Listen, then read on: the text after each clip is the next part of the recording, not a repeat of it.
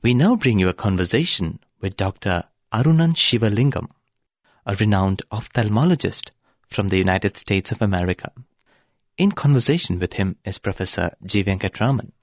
Over to Professor G. Venkatraman. Sairam, Dr. Shivalingam. Arunan Shivalingam, if I were to give you a full name. And welcome to the studios of Radio Sai. When was the last time you were here?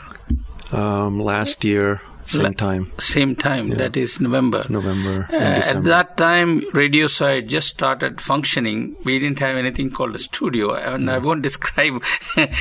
We didn't function from a basement, but it was barely better than that. But now we have all this nice setup. I was there when Swami pressed the button. Yes, but you didn't know where we worked from. You only saw the button, but you didn't see what happened behind the button. I'm very glad. Actually, we are now doing very well thanks to Swami's grace. As you know, we had a live broadcast on this birthday. And we now have listeners all the way from Kuwait in the west to Philippines, Japan in the east. And we are on 24 hours a day, and our listeners listen all the time, and they are very happy. And your name is not unfamiliar to our listeners, because your name occurs in the story written by Dr. Jeevanandam, which is in the book Inspired Medicine. You know about that. Yeah. And we have broadcast that many times, and I myself heard it on the radio. And it was very thrilling. And so when I knew you were here, I just jumped and I said, I must get hold of you and make you talk to our listeners. So here you are, and let us hear from you how you came to Swami, when you came to Swami, what were the circumstances. Our listeners always like to know this. Yeah, over to you, sir. Initially, I heard about Swami back in 1970 when I was a little boy. That was in Colombo? In Colombo. Okay. Through my grandmother, who was a faithful devotee. But, I was a little boy. I didn't understand about Swami, just like any other little boy. No wonder, no surprise. And I used to wonder, how can a human being be like Swami? So, life went on, and I moved to the States. Education was the highest priority at that point. And finished my training in 1991, became a retina specialist.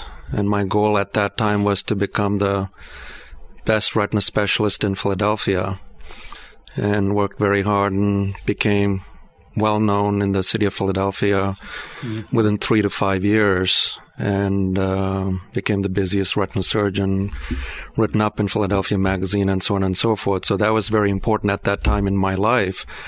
And then I sat and wondered, why are things going this well and this smoothly, and my God, people don't normally wonder about those things. You're the first person I ever talked about. I wondered, why are things coming so easily, where materials goods were coming, and I had a nice family and children, so on and so forth.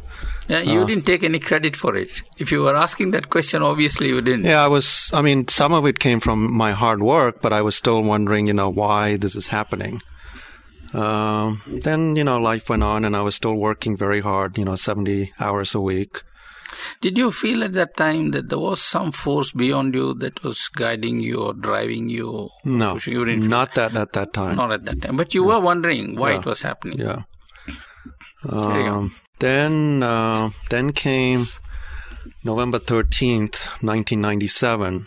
That seems to be an important date for you to remember so well. Yeah. What happened on that day? It's like my second birthday. No, no, that day I worked. It was a long day, 14 hours of work. I got home around 9:30, 10. And I told my wife, I wasn't feeling right. I was tired. And my family had a flu. My wife had GI virus, high fever, and so on and so forth. So I ate that night and didn't feel well. And I had a little bit of stomach upset, and went to sleep. And then I woke up around 11 p.m. and got sick to my stomach and threw up. And I didn't understand. I never get GI virus. So then I said, I don't feel well. My wife wasn't feeling well, and she said, my son is not feeling well. So she went downstairs. In the meantime, I had this severe chest pain. I said, what is this? I'm young. Shouldn't get chest pain. It must be the virus that's causing it. And 2 a.m. I woke up and I called my father. I said, I'm not feeling well. Maybe I should go to the emergency room. And then my father said, let me get ready and come. Then I called him back and said, don't bother. I'm feeling a little better. Your father was with you? No. He was living in New Jersey. Oh. So he had to drive 25 minutes. Mm-hmm. Then I got up at 5 a.m. I still didn't feel well. So I was an asthmatic at that time too. So I had a physician. So I called her up through the answering service. I said, I'm not feeling well. I don't feel comfortable. I want to come to the emergency room. Mm-hmm. And I called my dad up. He drove and took me in. I was feeling weak. I was able to walk. I was comprehending, conversation. But when I walked in, my physician, she was a female physician. She looked at me and her face turned white. Mm. Checked my blood pressure. It was like... she saw you and realized immediately that something was wrong. Something was wrong, yeah. So, and you recognized that she saw it? Yeah. Mm-hmm. Then she immediately checked my blood pressure, which was like 70 to 80 palp, which is abnormal. Mm-hmm. Most people don't walk around with that blood pressure, but I was able to walk into the emergency room and comprehensive. Then she said, your blood pressure is too low. We got to start an IV. She started the IV. And she put me in a room, and then she called up. There was an echocardiogram technician walking through the air. I said, I want you to take echocardiogram of my heart. And as they were putting in, so I saw the pictures. My heart was hardly moving. Then I knew. You saw the picture? Yeah. Oh, as I was watching them scanning, the heart was hardly moving. And he said, less than 10% ejection fraction, which is pretty small. Mm-hmm. For a heart. So then I knew that there was a problem, and I've gone on with this for 6-7 hours, so I'm sure the damage was done. So I was thinking to myself, there must have been severe damage. I'm not sure how they're going to repair this because the heart attack has already happened, and if the wall is hardly moving, bypass surgery is really not going to work. These are the things that was going through my mind. You didn't have any previous history? No, never. No family history. It happened like a bolt from the blue, as they say, right? Yeah. So no family history, nothing. It's just all of a sudden. So then I said, in the meantime, because the fluids was going through my body and my heart wasn't functioning, I was going into congestive heart failure where I was having trouble breathing. So I told my physician, just put me under general anesthesia, take me to the cath lab, and whatever happens, happens. The prognosis didn't look so good because of the way my heart was moving. But when I went to sleep, I said, I didn't think about death, even though most people probably would have. And then, I was unconscious after that. They took me to the cath lab and they put the dye through, and there was not a single vessel that was open. Everything was blocked. So immediately they talked to my wife and took me to bypass, even though when I went to sleep, I knew that wasn't going to be the answer. They tried to bypass me, see if they can restore some flow through the heart. Then they couldn't get me off the bypass machine. So they had to put an external pump called albumin pump, which is an external pump that works for the heart, pumping the blood through the body, which has a significant amount of risks associated with it. And if you're a medical person, there's a 25% chance of bad strokes and things like that. So they put me on that. And meanwhile, my wife is a physician, so she knew what was going on. And it happened that, and then the physicians at Jefferson Hospital sort of gave up on me and said, there's nothing else we can do. But she was in infectious disease, so the training that she went through, she knew a friend who trained her, whose husband was a transplant cardiologist at another institution. So she that is Dr. Jeevanandam. No. That's coming. Oh, that's still. That's Dr. Sorry, I'm trying to jump. I can't just wait. Okay. That's Dr. Eisen, who was, a friend of our family, and we have had social life together. So she called him up and said, this is what's happening. So it was unusual that he came to the ICU at Jefferson, evaluated me, and immediately he called Dr. Jeevanandam. Mm-hmm.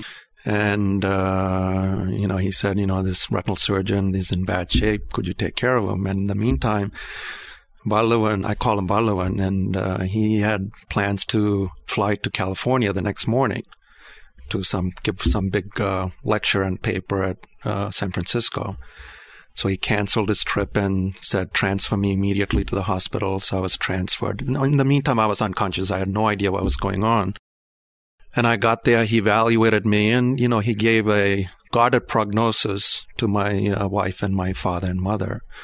But he said, he'll try his best, and got permission to take me into the operating room the next day. So I was transferred from Jefferson to Temple on the 14th after the bypass. 15th morning, which is Friday, is when he took me to the operating room and put me what we call a ventricular assist device, which is an implantable ventricular assist device that's implanted within the body in the stomach area, and it internally pumps the blood through the body, takes the place of a left ventricle of the heart. And that's it's a mechanized pump, such externally it's operated through a battery or through a machine. Mm-hmm. So, he put that in. I was still in critical condition. My blood pressure was still 70. And then he had to fly off, and he took the next flight out, and he was very concerned. Even during his flight, he called the resident in charge, and he asked, what was happening. And the resident said, he's not doing too well. He's bleeding from all over. It doesn't look too good. So Valluvan, immediately prayed to Sai Baba and said, help me make a decision here. And then he was in California at the time. No, he was flying. He was talking to the resident while he was flying in the plane. On the cell phone or something? The phone from the plane. They were closer to Arunan. Yeah. While making his prayer, I suppose. Carry on, please. So by then, he made the decision it was not time for anybody to take me to the OR. Let's sit and watch what happens. And by the time he landed, he was concerned. He called again, and the resident said, it's amazing. Within 3 hours, he's turned around. He stopped bleeding. The blood pressure's coming up, and he's not as critical as he was before. So obviously, you were still unconscious at that time? Yeah. I had no idea what was going on. And so Valluvan felt happy that, I was turning around, but still in critical condition in the ICU. But there was a ray of hope of some kind. Yeah, there was still. Well, initially when I went in, they gave me a 2% chance of living. And then the other thing I forgot is, on hindsight, I found out when Valluvan brought me to the operating room, the nurse was saying, why are you bringing this dead man into the operating room? He's half dead. And when he was putting the external, the implantable pump in. So this I found out hindsight. Okay, famous words which he had to eat yes, later on. Right. Carry on. So then I was still in critical condition, unconscious, and then by end of Saturday, I was hearing voices outside. I still couldn't see anything, but I could hear the nurses speaking to me, do this, do that, and I was hearing music, things like that, but I still couldn't see, so I was concerned, oh my God, I must have got a bad stroke, I can't see anything, so, I must be still in bad shape. Then by Sunday, I woke up, and still in the ICU, I was able to see things, I was sitting up, talking to my mom and dad and my wife. Then, I found out that obviously I had a bad heart attack and I had an artificial heart that was pumping for me.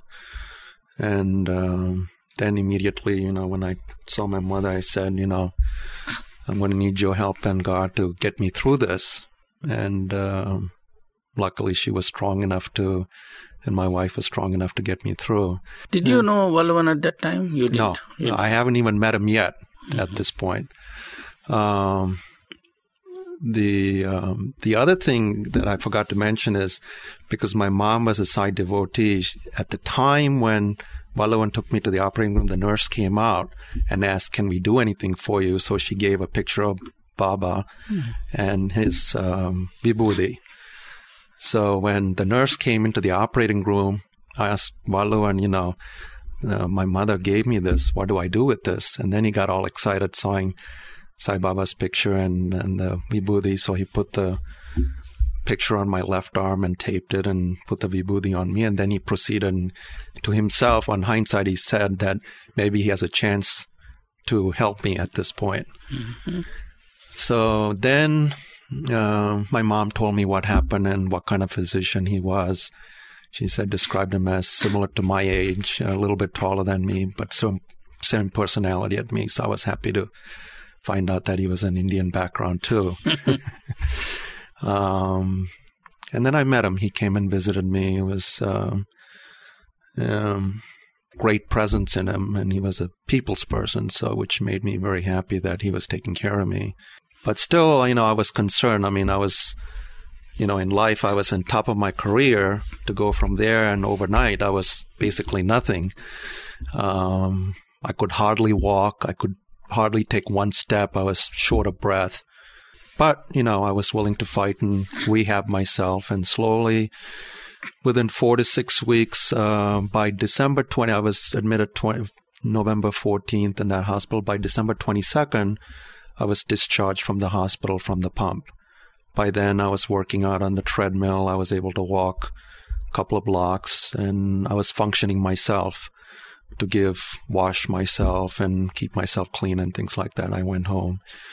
It was nice to get home because I was missing my children and my wife, 4 children. So my youngest was only 4 months old. Got home and, they said for me not to go to work or anything like that, just work on rehabbing myself.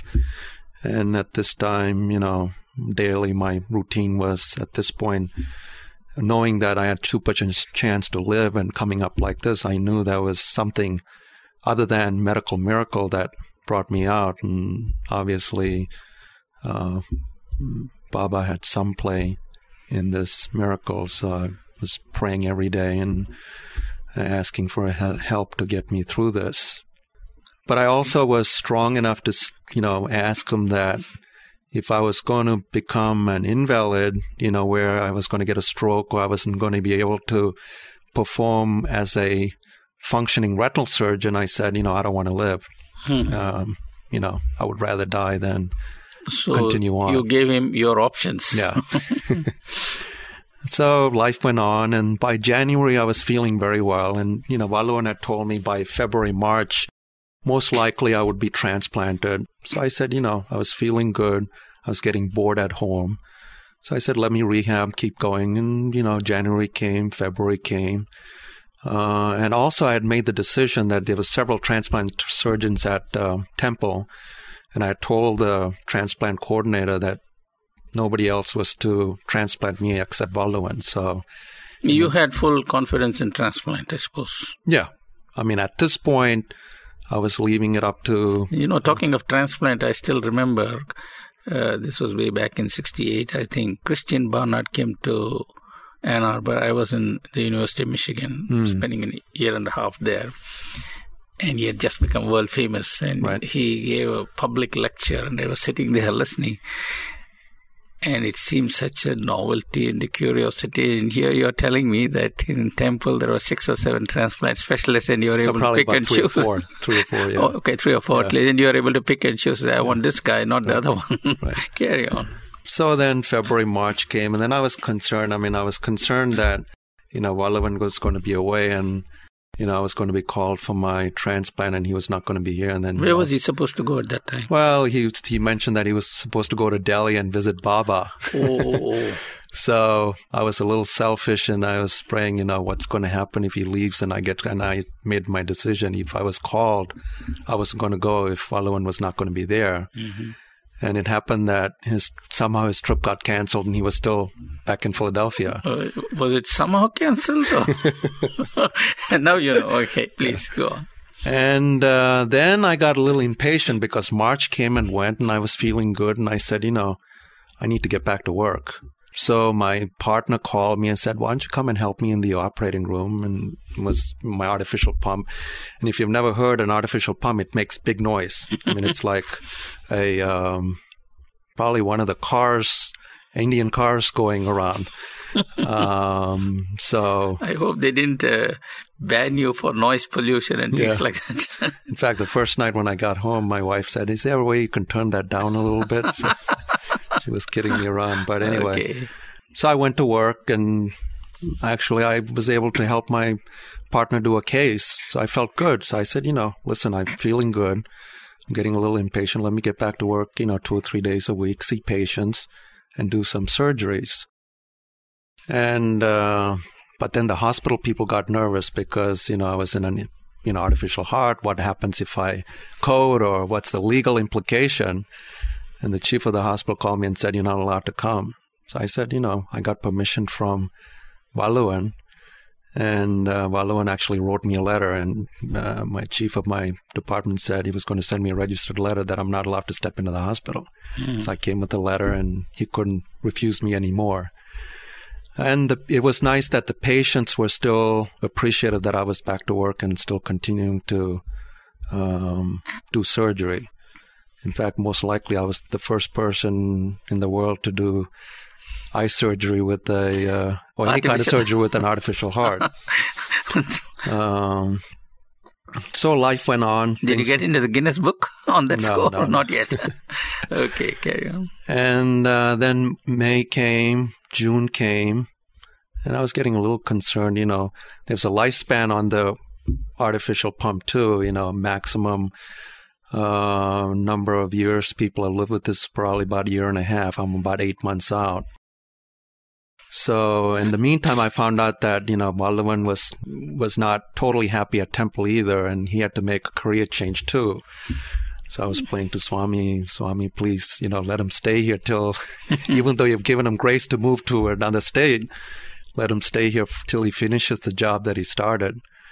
And then June 22nd, I think it was June 22nd or June 23rd, the transplant coordinator called me. Saying that a heart has come through, and it was 4:00 in the evening, and I got all excited and called my brother. There was nobody else around. My brother came and picked me up and took me to the hospital, and then my wife. Your brother was in Philadelphia? He was in New Jersey. New Jersey. And on hindsight, finding out the story, how that day came about, Valluvan was getting nervous too because I wasn't transplanted, and he has to, make his move too, and he was praying to Swami that day after a bhajan. And the transplant coordinator called him and said, You said it was a Thursday, was it? This was actually a Sunday. Okay. Sunday. And no, when you mentioned bhajan, I was wondering whether that was a Thursday. No, I think this was a Sunday. Sunday, yes, many places working for weekends, people go for bhajan on Sunday, that's right. So after the bhajan, he has prayed and said, nothing has come through. How do I get this done? And then the call came, and she asked, what she should do. And Valluvan had specifically asked my blood to be matched too, even though I was, on hindsight, I found out I was like 7th or 8th on the list. The top 6 or 7 didn't match, and I was the only person to match. So that's how I got called that day. And I went in. Got transplanted probably around 12 o'clock at night, 1 o'clock at night. It took Valluvan about 6 hours to do because he had to remove the implantable machine and put the new heart in.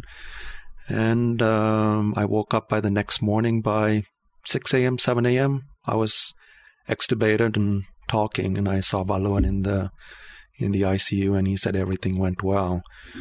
And the anesthesiologist came and talked to me, and he said, he had never seen a heart transplant like this. It was as if the heart had its own life, where it started beating immediately. Maybe there was something external making it beat like that. He said he had never seen anything like that. So I thought to myself, maybe. Did you feel anything special before you went into the op room? Before the transplant, that is? I felt comfortable because my family was there, and Valluvan. I knew Valluvan was there, and that's all. You had, of course, prayed to Baba there. Yeah. And this time you didn't go with a picture. No. I kept that picture that my mom initially put, and I put the same picture on the left arm and put the tape over myself. So that was the second innings. Yeah. Good. Went by myself, and obviously my family said, a few prayers with Baba's name before I went in. Did you ever talk to Valluvan about his experience during the operation? Yeah, I mean... Obviously, he must have prayed to Swami too. Oh, yeah. So, let's hear your version of his experience. Basically, Valluvan said it couldn't have gone better. I mean, everything went smoothly.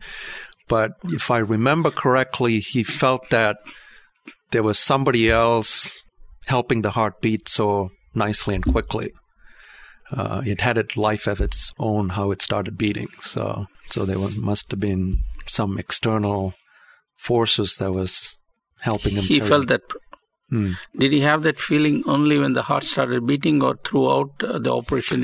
Throughout the operation, he was still praying to make sure. I pray to Baba every time I go into surgery to make sure things go well. True. So I'm sure Valluvan does the same thing, but. I just specifically remember when the anesthesiologist came and talked to me how quickly and briskly the heart was pumping. So that made me feel When good. you came out, did you feel very confident? Did you feel far more comfortable than before you went in? Well, like I said, I never had... Death was never in my mind. So I was not afraid to die.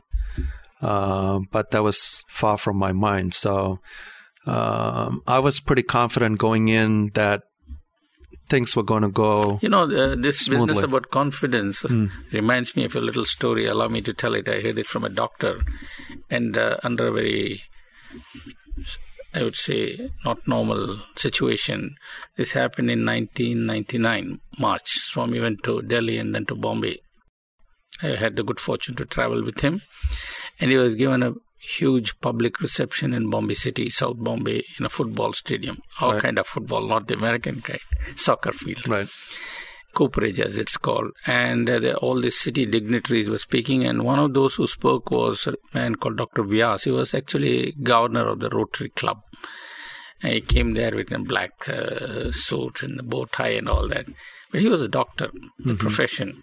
And he said one day there was an accident in the suburban railway service, and the injured people were brought to his hospital, and two people were brought who had more or less similar injuries. They were sitting next to each other, and they were of the same age.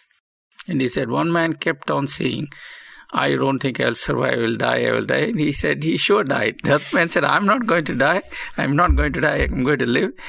And he lived. He said, the only difference is one man had faith in God, the other man didn't have faith in God. God saved the fellow who had faith. God let the other fellow meet his end because he didn't have faith.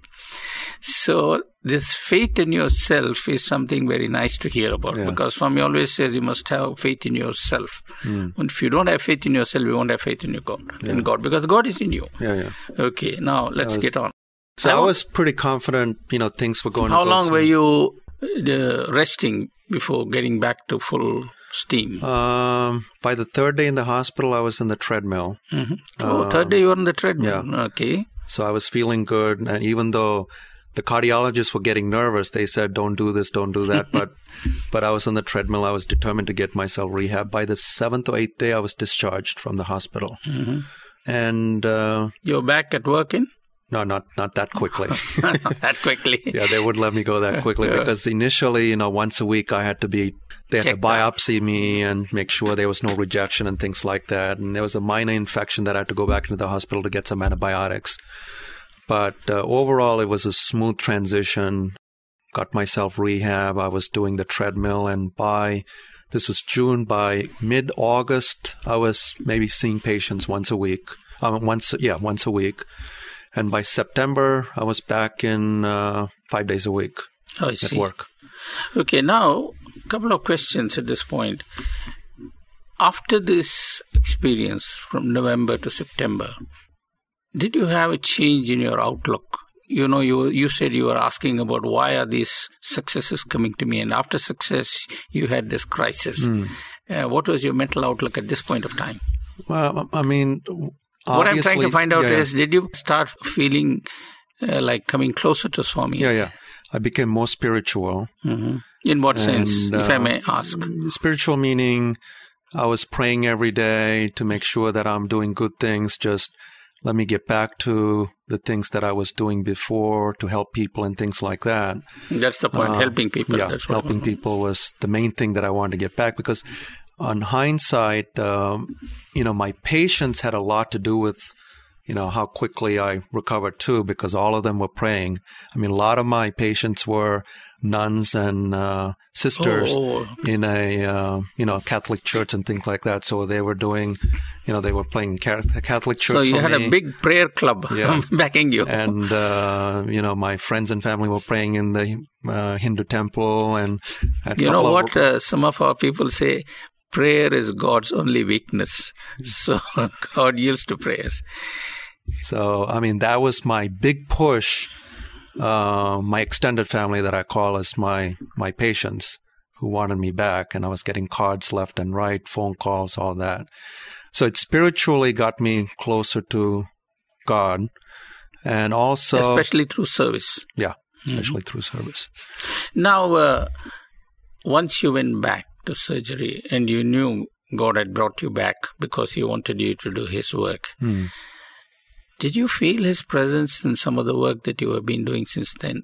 Because many of the doctors, Sai doctors as they are called, report remarkable experiences. Have you had any such experiences? Yeah, the remarkable experience basically is, sometimes I can't recall specifically a case or two, but a lot of the times when I used to do the tough trauma cases where nail injury or bad trauma case to the eye, I would give no hope for the patient.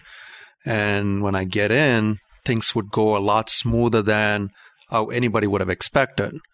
So I always used to wonder, how can this happen? Because I'm not... Do you, by any chance, remember any one case that stands out as spectacular?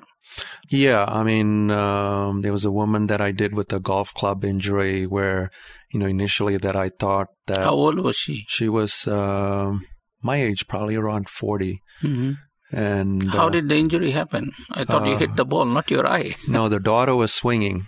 Oh, and accidentally it hit the eye. Oh, daughter was swinging. Yeah. Mm-hmm. So, and immediately... That must have been a nasty blow. Yeah, nasty blow. And initially when I saw... Both eyes or one eye? No, just one eye. Mm-hmm. Initially when I saw, I said, this probably has to be removed, but I'll do the best I can. Mm-hmm. And, I was able to repair and reattach the retina. She doesn't have great vision, but she has some vision, and the eye is still cosmetically acceptable. And to this date, we've become friends. And she's still very grateful for the surgery that I did. And you believe that the replacement was avoided because of Swami's grace? Now, tell us something about how you feel spiritually. Do you understand the answer to the questions that you were asking earlier?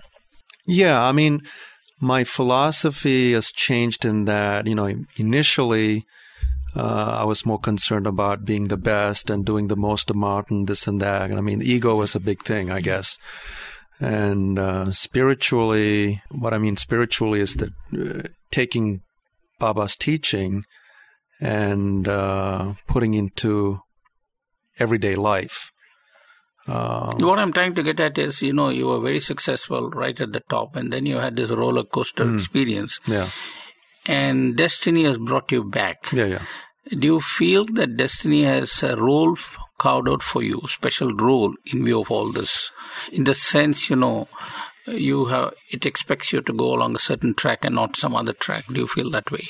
Well, maybe the way I think of it is as the road is carved out when everybody's born. And with Swami's belief, I mean, the road has bumps and curves.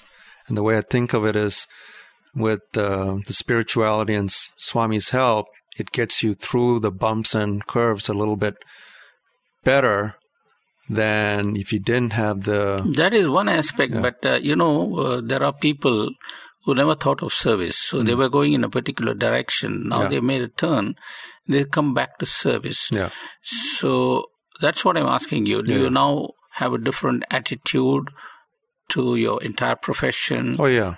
I mean, I always cared about my patients, but I also wanted to do, free service and help people out. And, that's what eventually I wrote to Baba and helped me bring back to Puttaparthi. Mm-hmm. How do you feel like working here? How many times have you been here? This is my third year. Third year. How do you like working here? Obviously, this is a different country, different place, and different set of patients. Yeah. Many of whom can't afford to pay. They can't afford to do anything. So how do you like dealing with these kind of people? I mean, the patients are so appreciative. I mean, coming here, it's so peaceful. Mm-hmm. And you're serving the people that have nothing compared to America. It's a big contrast. So anything that you can offer. Is there any patient whom you have treated who stands out in your memory? You know, some poor person, boy, girl, old man, young man, whatever. You can recall during your 3 visits? Yeah, I mean, there are several people that I've done where, you know, they had no vision. And the problem is I don't have the long-term follow-up. I'll come and do it and then go home. But from the follow-up that I've heard, some of them done quite well. That is, people who had no vision, their vision has been restored. Yeah. And these were poor people. Mm-hmm. So where do you go from here?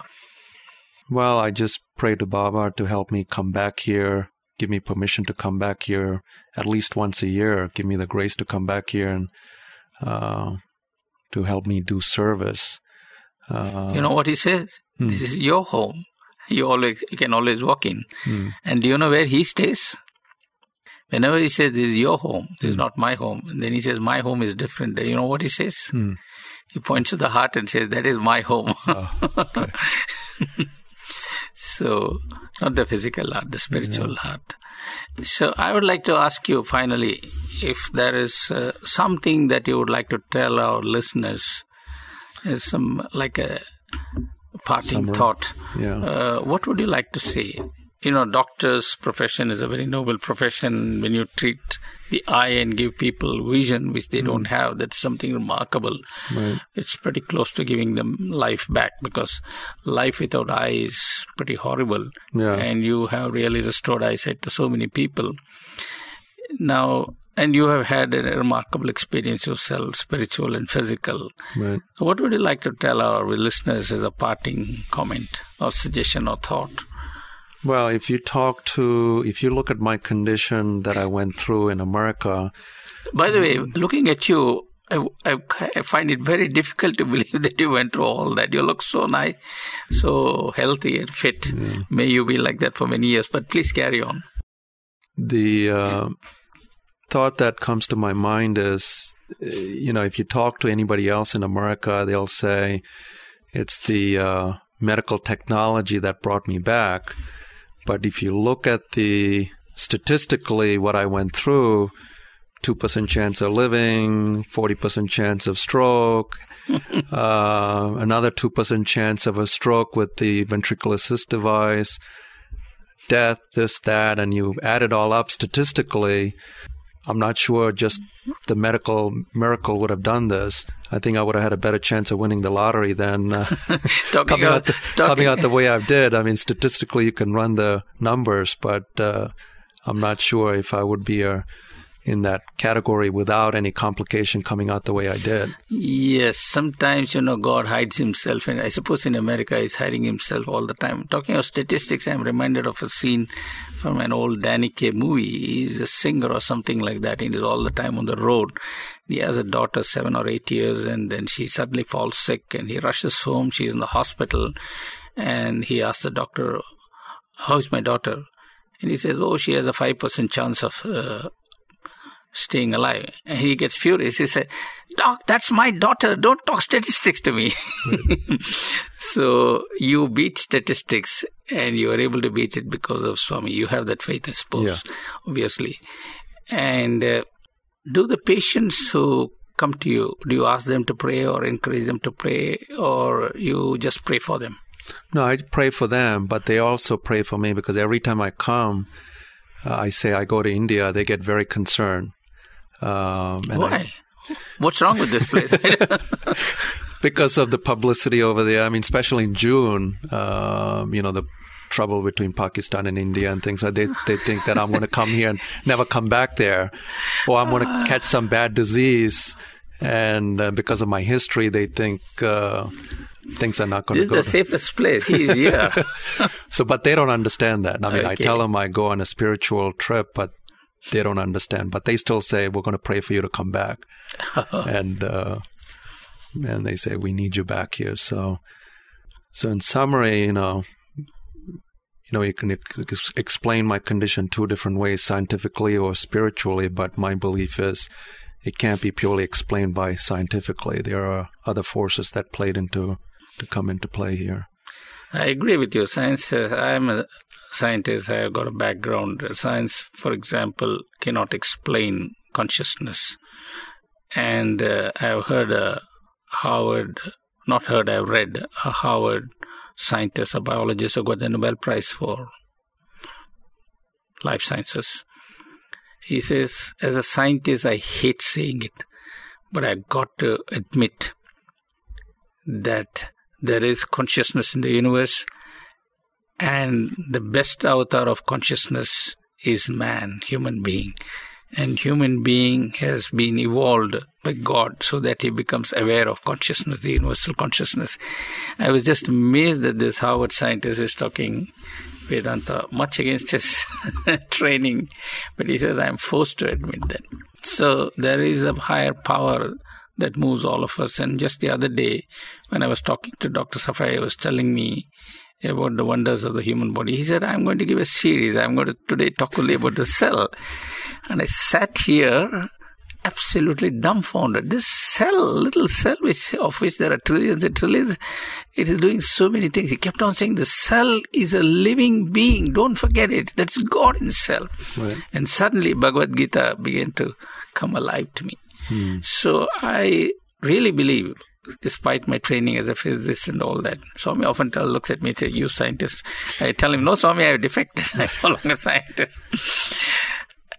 I don't think all scientists are this way. Einstein always spoke of a cosmic religious experience that science gave him. And I heard Charlie Towns, who won the Nobel Prize for the discovery of the maser and laser principle, say, science explains how and spirituality explains why. So we just can't dismiss it. And sort of combine both of it together. Exactly. And it's rather interesting if you look at Stephen Hawking, that's right. Towards the end of the book, he asks questions for which only spirituality can give the answer. He says, why is there the universe? Why are we here? Of course, all these questions have been answered, but he doesn't want to look at those answers. And so he keeps asking what is well known. And the point is that spirituality alone will help us to understand why we are here, why the universe is there, and how we can be in harmony with each other. And the starting point of that is to see the distress of our fellow beings, feel compassion for them, and treat them with kindness and serve them, seeing God in them. That's what Swami tells us. And you are in one of the noblest professions. I envy you. And try to make up by being a teacher and try to compete, but I think still I'm way behind you. Thank you for being with us, and we look forward to your visit again. And I hope you'll have some nice stories next time. All the best. Sai Ram. Sai Ram. Thank you.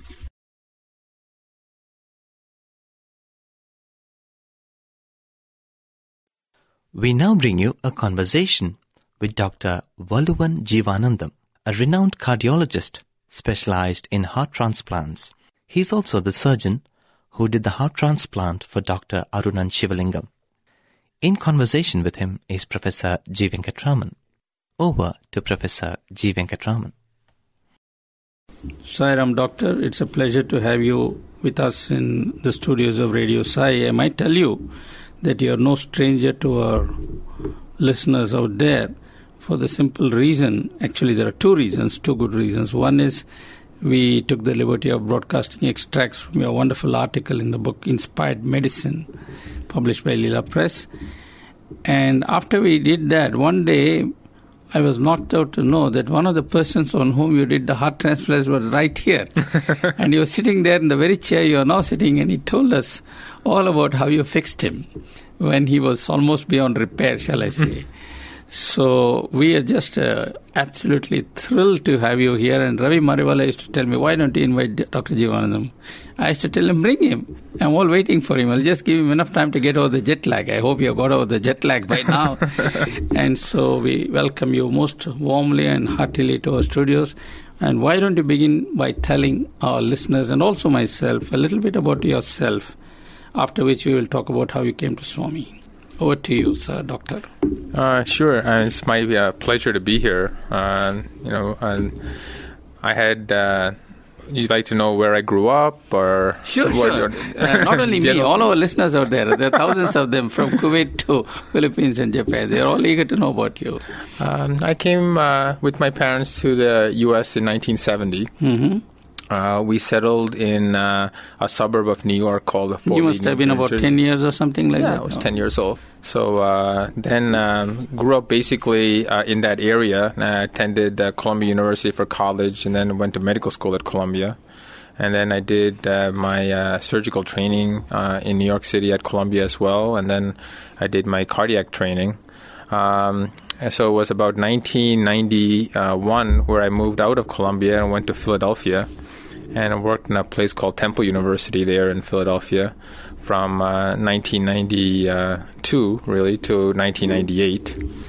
And then with Swami's grace, he got me a position to go to Chicago, and I went there in 1998, and there I am currently.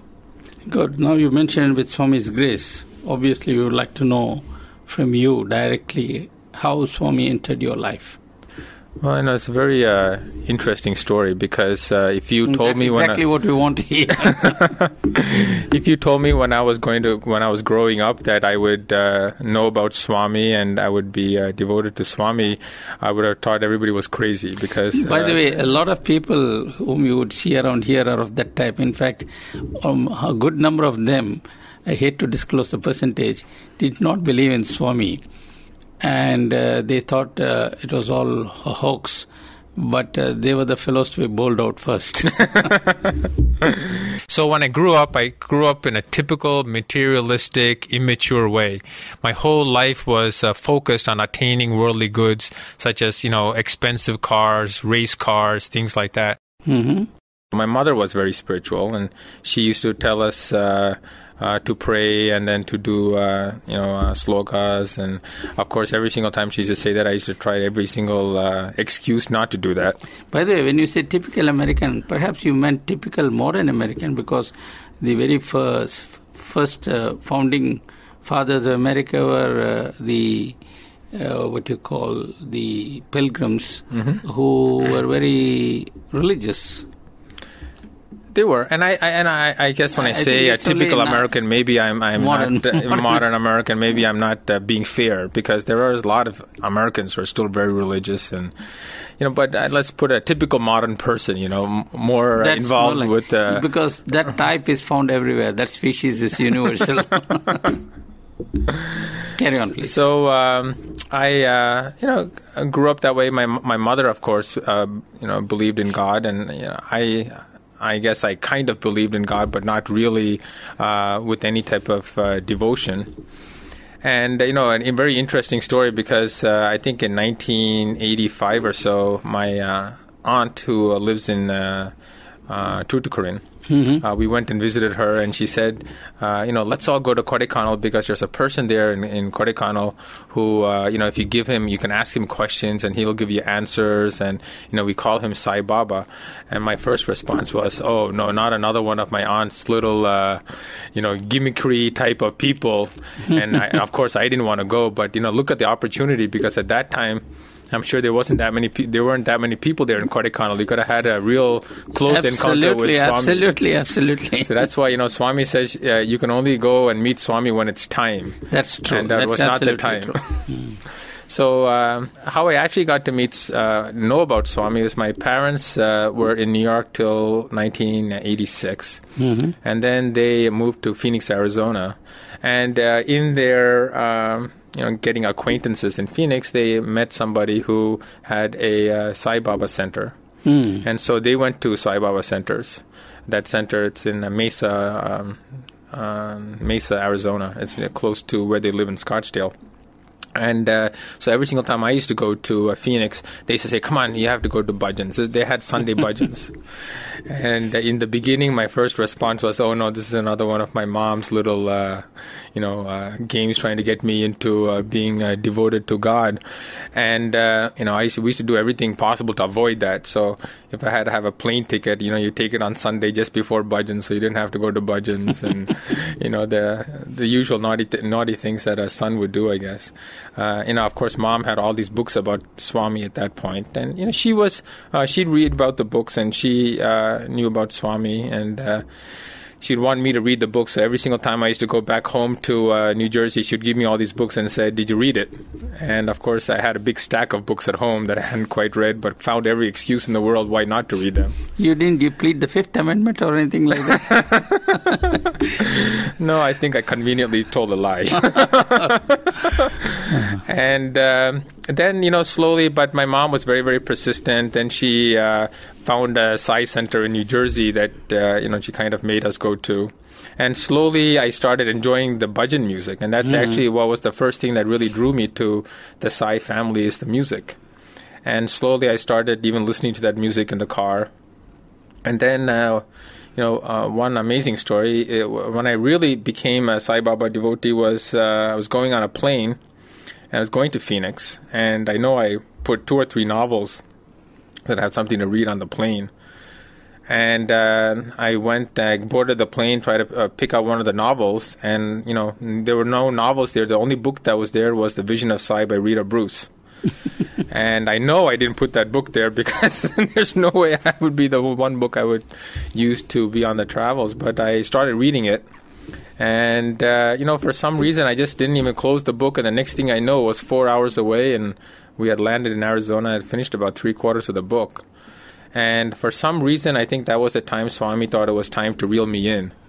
And, I was completely hooked on Swami at that point. And, I was somebody who would love to eat, a good meal. I was a non-vegetarian, and I stepped off the plane a vegetarian.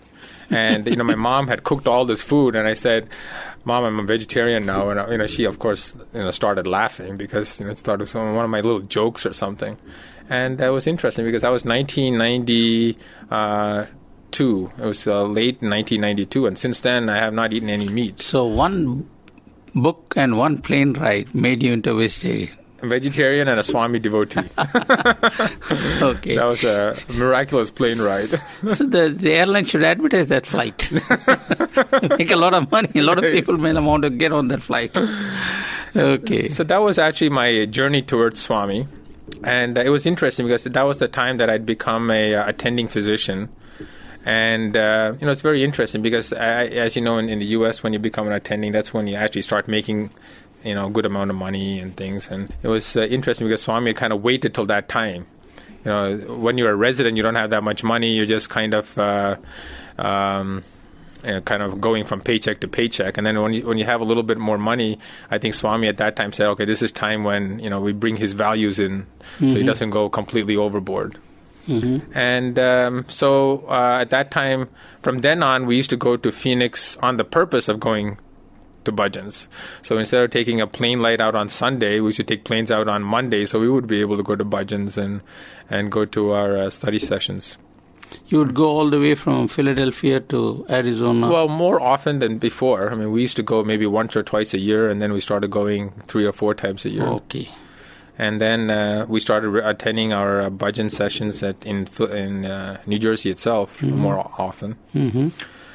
And, at that time we were in Philadelphia, and, we were trying to find a Sai Center in Philadelphia. And, as we say, Swami determines when it's time, because we had searched high and low and we really couldn't find a good center, and we were kind of a little bit upset. Then all of a sudden one day, a person calls us up and they said, oh, there's a great center. And we said, oh boy, how far is it? And you know what? It was 5 minutes away, very, very close by. And it was one of the best, experiences we had, because that center really was a very small center, but we were very, very close. And we ended up becoming all family, just from the people going to that center. Mm-hmm. And so we were there, and one day somebody came from India and they had a guest lecture. And he came there and he was talking about the new super specialty hospital. And was he a doctor? I don't remember exactly who it was, but he knew about the hospital. No, I think he was a physician because he was there. And then after the guest lecture, Malati Nayak, who's the head of that center, introduced us, and he said, "Oh, you're a cardiac surgeon?" And I said, "Yes." And he said, we're doing cardiac surgery there, and we're looking for equipment, some of the equipment that we couldn't get in India. And I said, "What specifically are you looking for?" And he said, "We're looking for heart valves because, as you know, heart valvular disease is very endemic in India." And, there's a lot of rheumatic disease. And he said, is there any mechanism by which we can set up some arrangement to get valves? Because they were in short supply in India. And I said, we could work on it. I didn't have any real idea on how we were going to do it. But I said, we can surely work on it. And, he said, "Oh, you should come and see the hospital." And I said, "Boy, if Swami wills it, it will happen."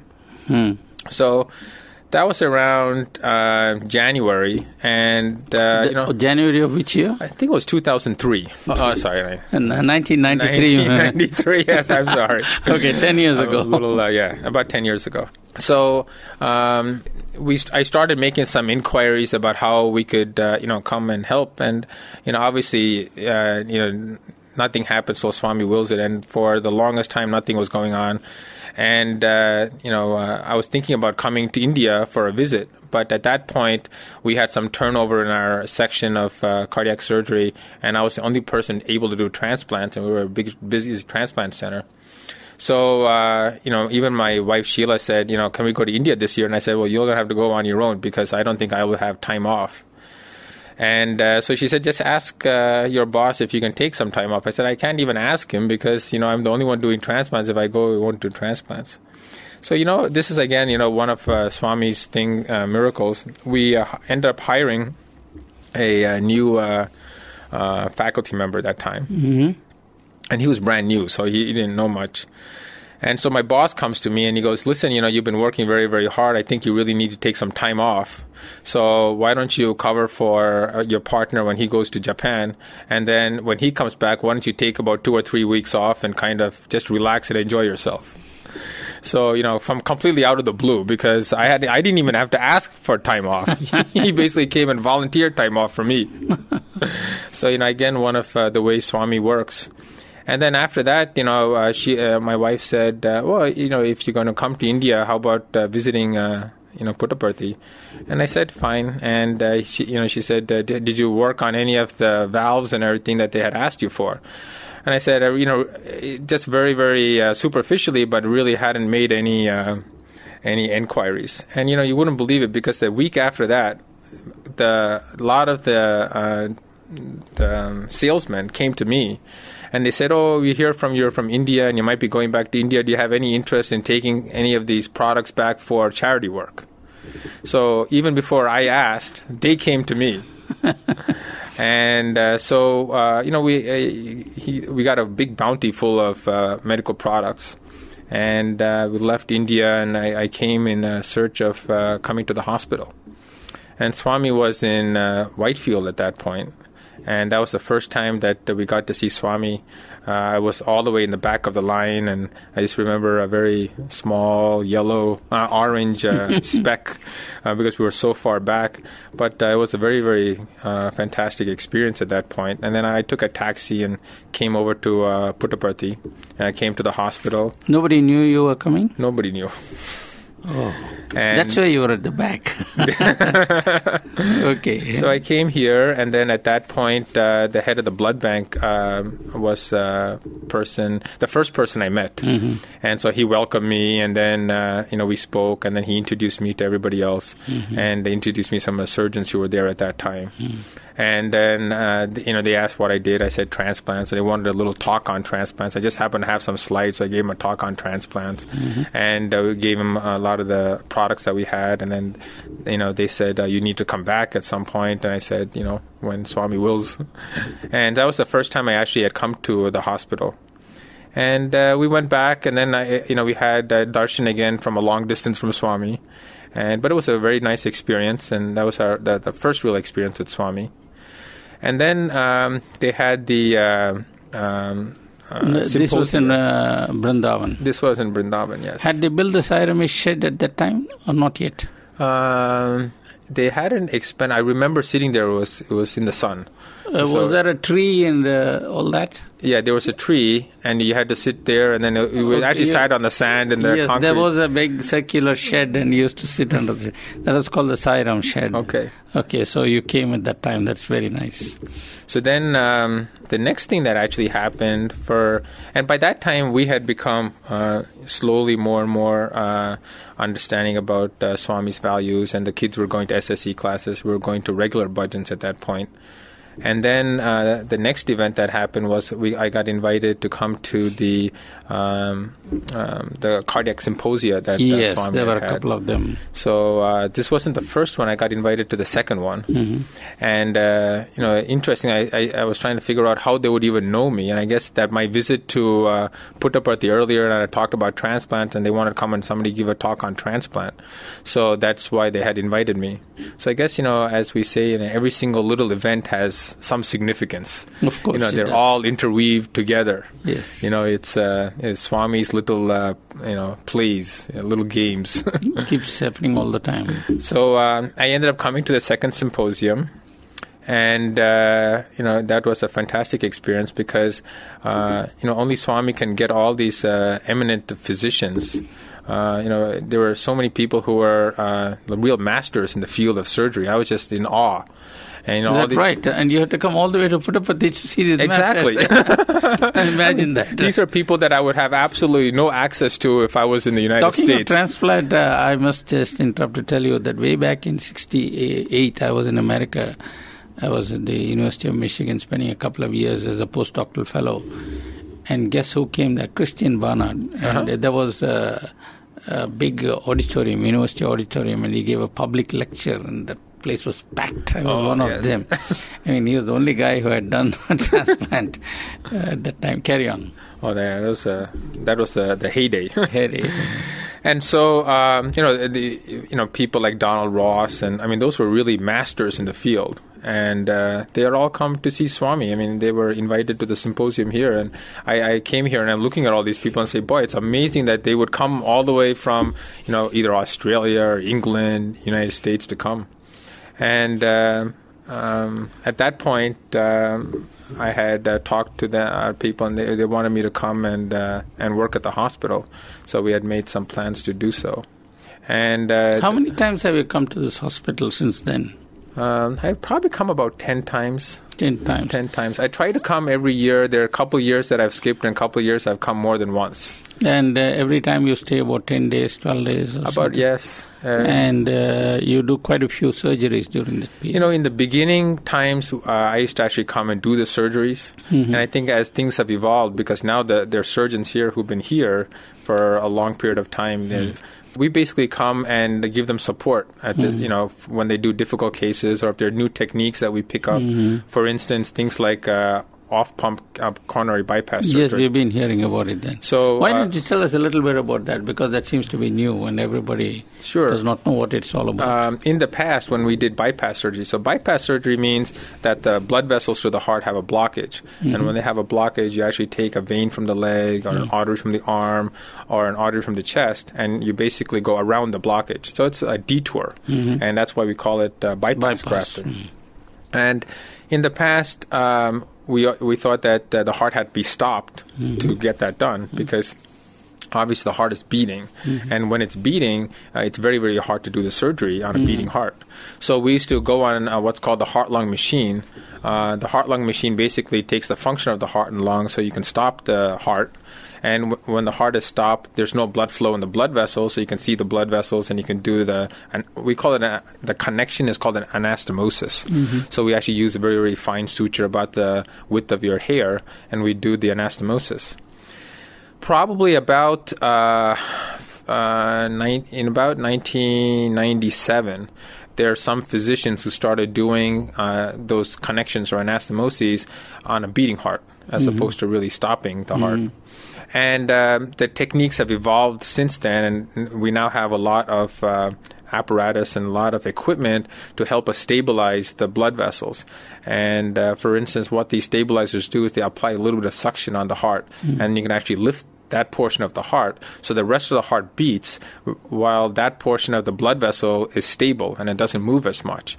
Now, granted, it's not as easy as doing it with the heart that's completely still, because when everything is completely still, it's easy to do. What's the special advantage of doing beating heart surgery as opposed to using a heart-lung? Well, the heart-lung machine is a lifesaver, and it's a very, very important machine to have. But I think there are some disadvantages for it. For instance, it requires a fair amount of blood. If you have it could cause bleeding. There's an incidence of what we call we affectionately call pump head. When patients go on the heart-lung machine, they wake up, and for the first week or so, they're a little bit, quote unquote, goofy. They're a little bit. They can't quite concentrate. They can't quite multitask. Like reading and everything, they get very restless, and that we think is because all the blood goes out of the body, goes into a machine, and comes back. And there must be something that happens when it sees a different surface that elicits what we call mild neurological dysfunction. And the other thing is these things don't happen if you do a beating heart surgery. Correct. So the other problem with the pump is things like it affects the lungs a little bit. And for normal people, it's not a problem. But if somebody has lung disease, it can be a problem, or kidney disease can be a problem. So by avoiding the heart-lung machine, you avoid all those problems. And it basically becomes just like any other operation, like a gallbladder operation or a hernia operation or anything like that. So but of course, this obviously must be a very major advance. It's an advance. We thought it would be even more of a major advance than it is, but it is a major advance. As I tell my colleagues, it's a difficult operation to do and to learn how to do it. And I say we're probably going to prolong the lives of our patients and decrease our own lives because of the stress. So anyway, the big advantage for a place in India, for instance, is that you take away the cost of the heart-lung machine. So now all you have to do is get stabilizers, and once the heart is stable, and if you do the bypasses, the cost of doing bypass surgery is almost negligible at this point. Oh, I see. So, as long as the physicians have the expertise to do it, bypass surgery can become, a common man type of surgery. And I think that's helped our institution a lot here in Puttaparthi, because a lot of the cost that used to go towards doing bypass surgery can now be diverted to other uses, such as valve surgery, where you have to go on the heart-lung machine and you have to have other expenses. So it's allowed us to do more surgery than we would normally do. I now want to get to something very special about your career as a doctor and your devotion to Swami. Tell me, have you had any interesting experiences as a doctor while treating patients? Well, I think I've had some real miraculous experiences. Exactly, that's what we want to hear. And I've had some... I'm glad you came straight to the point. I was sort of, trying to beat about the bush, didn't know how to get it out of you. Now, you're very obliging. And I've had some experiences where Swami's philosophy and teaching have shaped my way of treating patients as well, which I guess ultimately may be the true miracle in all this. I think... When you say shaping your attitude, what is it? What exactly do you mean? About spirituality, about giving yourself up to Swami and to God in general. And I think that's a very important How does that concept. Operate in the operation theater? Well, it affects two things. First of all, how I treat patients and what I tell patients. And then, of course, what you do in the operating room as well. Because, and it's very hard to do, and I think I'm still in the journey. I've not reached the destination yet. But, if you think that you are the reason why everything happens, that's where your head grows, your head swells, you get the ego, and you get everything. And I think if you give yourself up and you say whatever you have done is because of Swami, then it actually alleviates so much of your difficulties and problems. And I think I tried to do that in my practice, and I tried to tell my patients about that as well. In other words, you consciously have tried to give up this doership feeling, as they say. If you are just, if you consider yourself an instrument of Swami, Exactly. and not the actual person doing the operation, but you're an instrument of Swami, then all of a sudden you have the confidence to do things that other people won't do. No, I'm glad you mentioned the word confidence, because Swami says you must have self-confidence. People misunderstand this. Self-confidence is what people associate with a man like Mike Tyson. I can go and lick that guy in 2 rounds or whatever. That's not self-confidence. It's Sai confidence. Actually, the word Swami uses is Atma Vishwasam. Atma is translated as self. So confidence in the self or the Atma, which is God. So self-confidence simply means I'm sure God will make it happen, probably through the instrumentality of this body and mind. So that is the confidence. So it looks like that's what you developed, and that has helped you. Any particular incident that comes to your mind in this connection? As I said, I could do one of the miracles. I think you interviewed Dr. Shivalingam. That's right. And he clearly was a miracle. So maybe I won't go over him again. Yes. There was another person, and I don't know if I should use his name, but he was a person. There's no need. Anyway, we wouldn't know. So he was a Sai Baba devotee, and he had some problems with his aortic valve. Mm-hmm. And they had gone to several people, and they were not comfortable with them. And so he had gotten sicker because he was okay for a while. Mm-hmm. And they had come to Puttaparthi, and Swami had said about 4 or 5 years ago, he said, no operation, although the doctors wanted to operate on him right away. And they had, they knew Malati, who was our president of our Sai organization there in Philadelphia. So they gave me a call and they said, we know you go to Puttaparthi and everything, and would you mind reviewing his case? So I had him come and visit us at temple. And, when I walked into the room, I said Sai Ram, and I think they were like astonished because there was a physician coming and saying Sai Ram to them. And I went over his case, and, clearly he needed to have surgery. They were just very, very reluctant to have surgery. And so I told them that he needed surgery, and I told them that, Swami will take care of them. And so they wanted to come to Puttaparthi to get Swami's blessing. And in the meantime, this gentleman's wife, one of her relatives, I think her mother, had a dream of Swami. And Swami came to her and he said, this is the time to get him operated.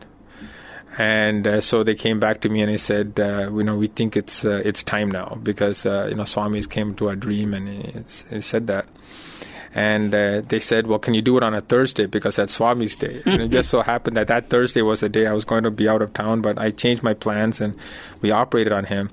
A couple of miraculous things happened during his surgery. They wanted me to take vibhuti that Swami had given me and put it on his tongue and put it on his forehead. And, this is, you have somebody who's going to have surgery. You have about 10 people in the operating room. So imagine taking vibhuti out of somebody's hand and putting it in somebody's mouth. You have so many people who are going to ask questions. So I prayed to Swami. I said, Swami, I'll do this for them. But, please don't have them ask any questions. And you know what? I did it in front of everybody and no one even said one word. They probably didn't see it. No, they saw it. And then, I said a little silent prayer to Swami to give me a signal or a sign that everything was going to be okay. So I go out from the operating room to scrub, and one of our neurosurgeons came to me, and he said, Val, I've been wanting to see you for a long time because one of my friends came over from India, and he gave me this little picture. And I've had it at home for about 3 months. And just today, I had something in the back of my mind said, take it with you. So I took it with me, and I wanted to give it to you. So he gives me a picture, and of course, it's a picture of Swami. And in the back, unfortunately, I don't have it with me, and I haven't seen the writing in a while, but it had something to say with, if you do good deeds from your heart, you'll be rewarded. And, it's exactly, I was asking Swami for guidance, and it's direct guidance, not even subtle. Mm-hmm. So we ended up doing his operation, and everything went, very, very well. And so he woke up the next day and he said that, although he was under anesthesia, he could see Swami come and take care of him at night. And was paid attention to him, and he's done very, very well. And so it's one of those, miracles that, people who are devoted to Swami can have, Swami's presence wherever they need to. Other time was I was operating on this particular patient, had a bad heart attack. And, he needed to have one of his vessels bypassed, but because his heart attack was so bad, we couldn't find the blood vessel. Mm-hmm. And we're in a situation where, if you don't find the blood vessel, the chance that he's going to die is very, very high. And, so usually what you do is you take a forceps and you try to find the blood vessel. You take a scalpel blade, try to nick the blood vessel. And all of a sudden I heard in my, I could have really... I heard in my head a voice that just said, Sai Ram, Sai Ram. And I turned around, and as I turned around, my hand went down, and I nicked something, and right there was the blood vessel. And, we proceeded to do the surgery, and everything Did you went think well. it was a coincidence? It was a Sai incident. Exactly. See, Swami says, coincidence is a miracle where I hide myself. That's right. So, if in case you dismissed it as a coincidence, I was ready with this, but you admitted it's a Sai incident. That's everything that we do has some significance, and I think Swami is behind everything. When we were talking about, those were like the overt miracles, and many others have happened as well. But in terms of how I treat patients, for instance, I'll tell my patient, and when we start talking, and they'll say, well, am I going to do well, doctor? And I said, I as a physician promise you that I can do the best that I can do. And everything else is up to God. And if you believe in God, you should pray to God and everything will be fine. And what I have found, and unfortunately I don't have scientific data, although I can tell you anecdotally, you can take the worst patient, the toughest case, and there are some patients who will just come to me and say, that's right, doctor, I should just pray to God, and I'll pray to God, and everything is in His hands. And if they say that and they truly believe it, they do remarkably, remarkably well. And then you have your other group of people who are the naysayers, I say. They're always looking for, well, what complication can occur? What can do this? What can do that? And you want to tell them, you said, you just have to give yourself up to a higher being and He'll take care of you. Because if you don't do that, just with all your stress and worry. At this point, I'm tempted to tell you something which I heard in Bombay. Swami went to Bombay and Delhi in 99 March, and I had the blessing and good fortune to travel with him. In Bombay, he was given a huge public reception in Cooperage, which is a big football stadium. It was packed with people, including in the playing area, over 100,000 people sitting there. And since it was a public reception, the mayor, the sheriff, and all these people spoke. And the governor of the Rotary Club, Dr. Vyas, he's a surgeon. Because he came there in a black suit and a bow tie and all that sort of thing. You wouldn't believe he was a surgeon. But he narrated an amazing incident. He said one day 2 people were brought to his clinic badly injured. There had been an accident in the suburban railway. Both were sitting next to each other. They were of more or less the same age and physical, stature and all that. And the injuries were more or less identical. They were in pretty bad shape. And one of them kept on saying, I'm going to die, I'm going to die. And the other kept on saying, I'm going to live, God is going to save me. He said, the fellow who said, God is going to save me, lived. The other fellow who said, I'm going to die, sure enough died. Yeah. God granted him his wish. And he said, the God who saved him is here, and he went and fell at Swami's feet right in front of the public. It was amazing. So faith in God does play a very important role. Oh, absolutely. Mm-hmm. There's absolutely no question about that. Because I think instead of accepting all the responsibility onto oneself, if you can displace that onto somebody else that you are devoted to and you trust, I think that relieves a lot of the stress. And of course, with Swami, if you pray to Swami, he will come and do what's best. He does that all the time. He does all the time. In fact, once you surrender, even if you don't pray to him, he saves. This his love is recorded. He was about to have a head-on collision with another car, and he didn't even have time to think of Sai Ram. But he was alive. He didn't know how they went past the car. He said, we must have tunneled through it by some magic. And next morning, Swami said, I saved you, even though you didn't call me. Yeah. He said, how come, Swami? And Swami said, well, that's because you have surrendered to me. You are under my care. Now, you started by saying that you wanted, like all Americans, to be rich, have 2 houses, 3 cars, or whatever, swimming pool in the kitchen, or whatever. And then Swami came into your life and your outlook has changed. How do you feel now? Do you feel you have lost something or have you gained something? Oh, I don't think I've lost anything at all. I mean, it's funny because ultimately, with Swami's grace, we are in a good position. So we do have all the material things, but we're not focused on getting more material things. Mm-hmm. Our focus is different. And it's the family as well. I think we're more focused on trying to do seva and realize that, material things are good, but we're not driven by them. When you're a physician in the United States and everything, I mean, you do have material wealth, but it's the concept of running your whole life towards getting the material wealth versus the material wealth kind of being there, but it's more of a sidelight, and your focus is other things. For instance, doing service. And I don't do as much service as I would like to do. But, if a lot of patients come to me without insurance, for instance, or who are troubled, and, one thing that we do is we don't really ask them about their financial well-being, and we operate on them if we can. Doctor, I must interrupt here to tell you something. People don't understand what service really means. Swami has explained this many times. He says, if you talk kindly to a person, that is service. If you share love with a person, that is service. Service does not mean wearing a badge or a scarf and taking some time off your normal duties, Even this is service. In fact, I believe in wealthy countries, people are hungering for love more than they're hungering for food because, it's basically an affluent society. Of course, there are the poor. What people lack are people who would come and talk nicely to them, be kind to them, be loving to them. There's a tremendous hunger for that. And in fact, that takes me on to my next question. Well, let me answer that question first. Okay. Because many times I'll have patients come into my office and Yes. I'll be very, very busy. Yes. And they'll come and they'll start asking me questions. And, the fastest thing you want to say is just kind of, get it over with. And I have a lot of pictures of Swami. Mm-hmm. So Swami is kind of in there in the room. And every single time I'm about to get impatient, so I'll have a peek at Swami.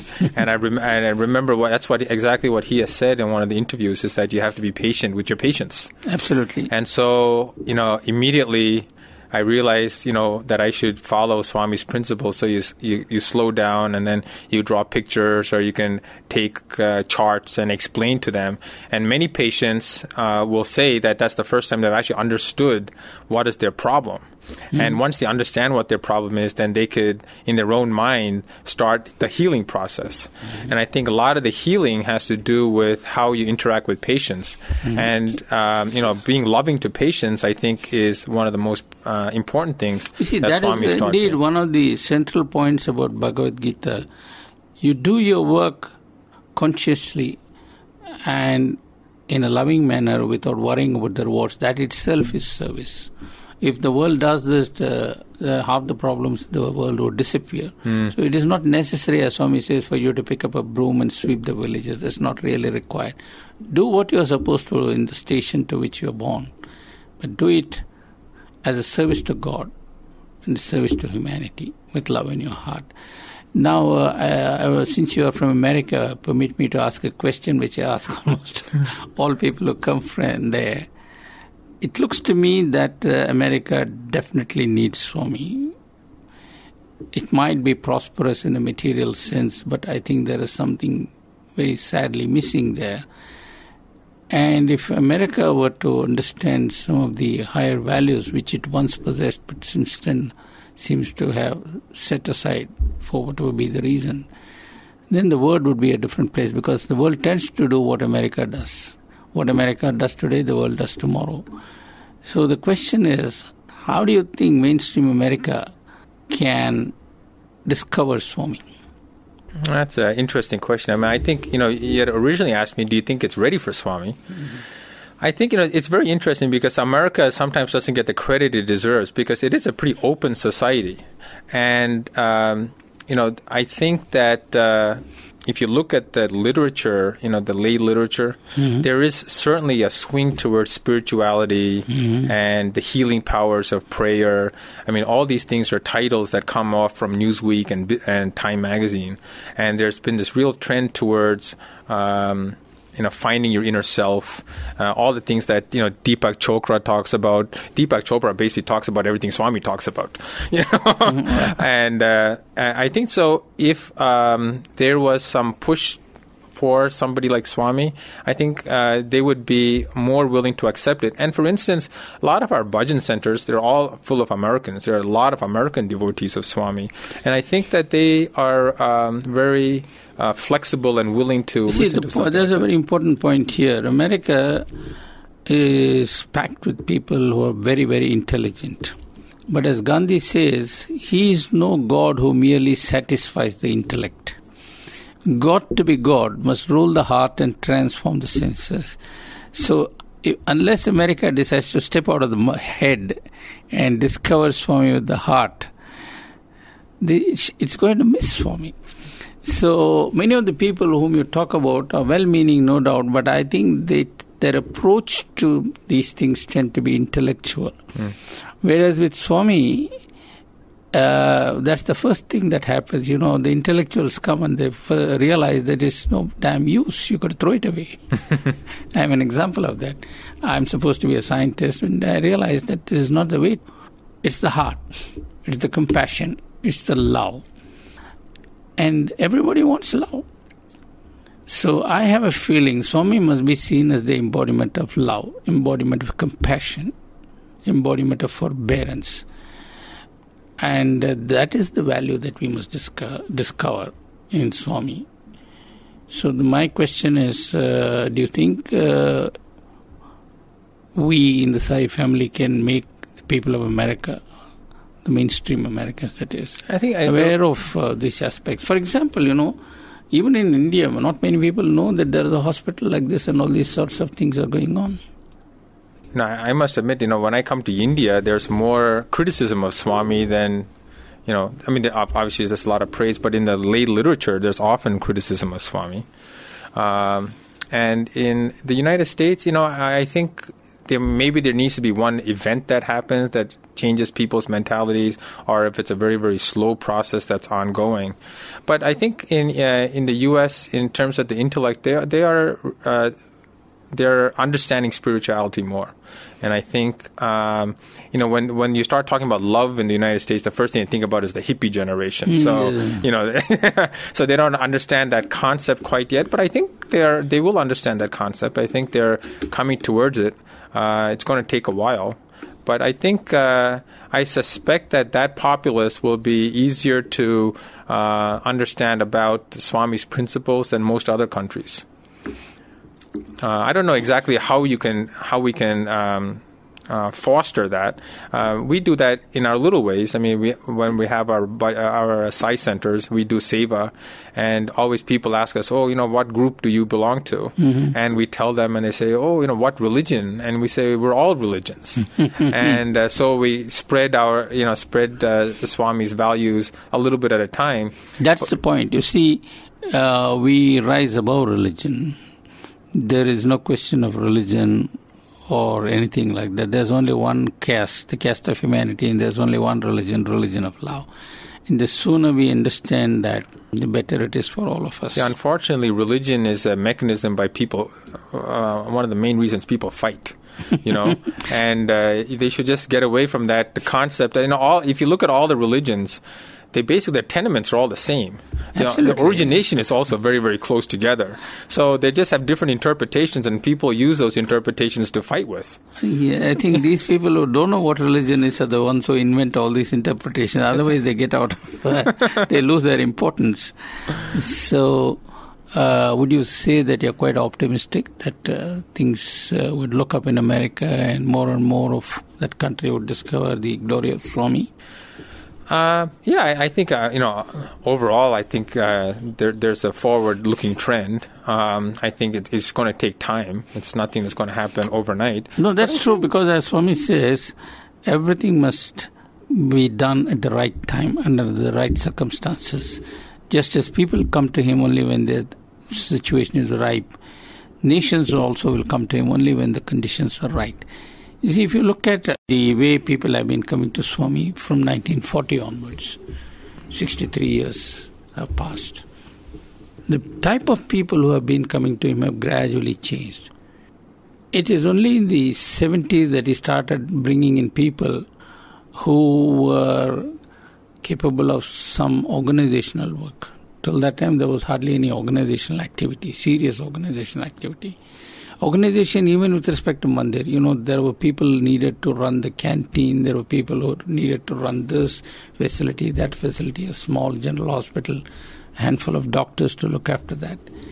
And slowly, you started seeing people come here with different backgrounds. In the 80s, a lot of people with educational background came here. They were needed because Swami had started a university. And then in the 90s, we started seeing a lot of doctors. And then, now you see all kinds of people, judges, lawyers, military brass, some of them with uniform, some of them without uniform, all sorts of people, tycoons. So there is a role for them to play. It's like in a drama, it's only when the time is right that the appropriate character comes on the stage. And it's very fascinating. I mean, you see a lot of sportsmen. In 1980s, not a single sportsman showed up here.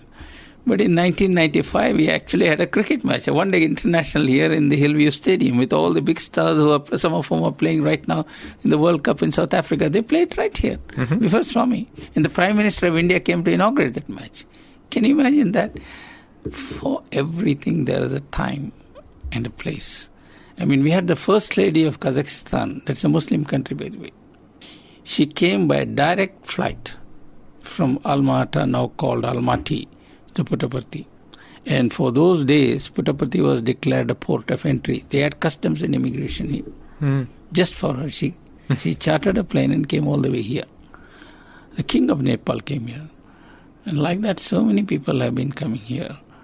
And whoever knew that a man like Dr. Samara would come and then give us this radio facility, using which we broadcast 24 hours a day to whole of Asia, and pretty soon we'll be doing that to Africa and Europe as well. So amazing things happen. In fact, talking about radio, 15 days before we went on the air, I had the foggiest idea there would be A, radio station, and B, I would be involved in running it. And yet here I am doing that. So fantastic things happen, and they'll keep happening all the time. That's the beauty of God. Well, thank you for being with us. I really enjoyed talking with you, and I'm sure our listeners too would have enjoyed listening to you. And we do hope you'll come again and again and again, not only to the hospital, but also us. Okay. So don't forget us. If you have had a very busy day, we will forgive you. But if you have not had a very busy day, do come and tell us about the interesting things happening with you in the hospitals there as well as here. Thank you for the time being, and we look forward to your visit again. Thank you, Sai Ram.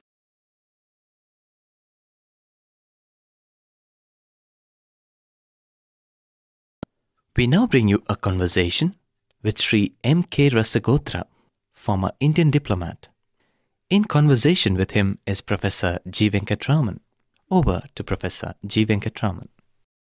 Sai Ram, sir, and welcome to the studios of Radio Sai. I think this is the first time we have the pleasure, the privilege of having a thoroughbred and full-fledged diplomat of eminence and great experience. So we hope to learn a lot of things from you. When I say we, it's not only me, but also our listeners, who, by the way, now extend all the way from Ireland to Japan. Right. So we are covering quite a bit of the globe right now. I thought as a diplomat you would be interested to hear that. So sir, let me ask the standard opening question. How did you come to Swami, and when was that? Well, first of all, let me thank you. I think it's my pleasure and privilege to be here. I am one of Swami's very humble devotees. All devotees are humble. Humility is their quality. Now, how I came in contact with Swami, it's a fascinating story. Well, that's what we like to hear. It goes back to 1972. That's a long time ago. 31 years now, more than 31 years. Puttaparthi must have been very, very rural in those days. There was nothing here except Swami, of course, and the temple in a very rudimentary form. And there was a barrack up on the hill, which had a very simple, austere kind of bedroom for occasional visitors. And of course, Swami's secretary, Kasturi, was around. A fascinating figure. But my first contact begins in Delhi. Swami had come to Delhi, and he was staying with one of his devotees who also... Sohan Lal, I think. Yes, Sohan Lal, whom I had known for many, many years. And Sohan Lal kept telling me day after day, look, this great Mahatma, Avatar, saint is here. You know this house, why don't you come and meet him? And like an idiot, I kept saying, no, I'm not interested in these things, and so on and so forth. I'll put it this way. Swami says, there is a time and a circumstance, or to use his exact words, samayam and sandarbham. Until that, those things are right. Yeah. People don't come into his orbit. Swami was there for 8 or 10 days in Sohan Lal's house. There's a golf club nearby. I used to play golf. I used to be right there and I wouldn't go.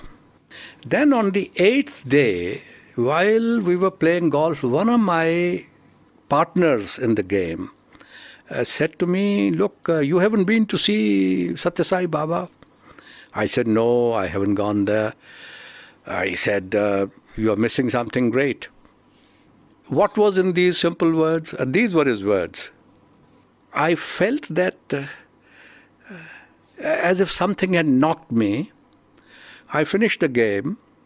I was staying in a hotel. I was in Delhi between post transfers. I'd come from Washington, D.C., where I was Deputy Ambassador. I was to go to London as Acting High Commissioner. And I was biding my time here. My wife was holidaying with her father, who was Governor of Kerala. He was in Trivandrum. I went to my room in the hotel, had a bath, shaved, changed quickly, and went and knocked at the gate of my friend's house. The gates were closed.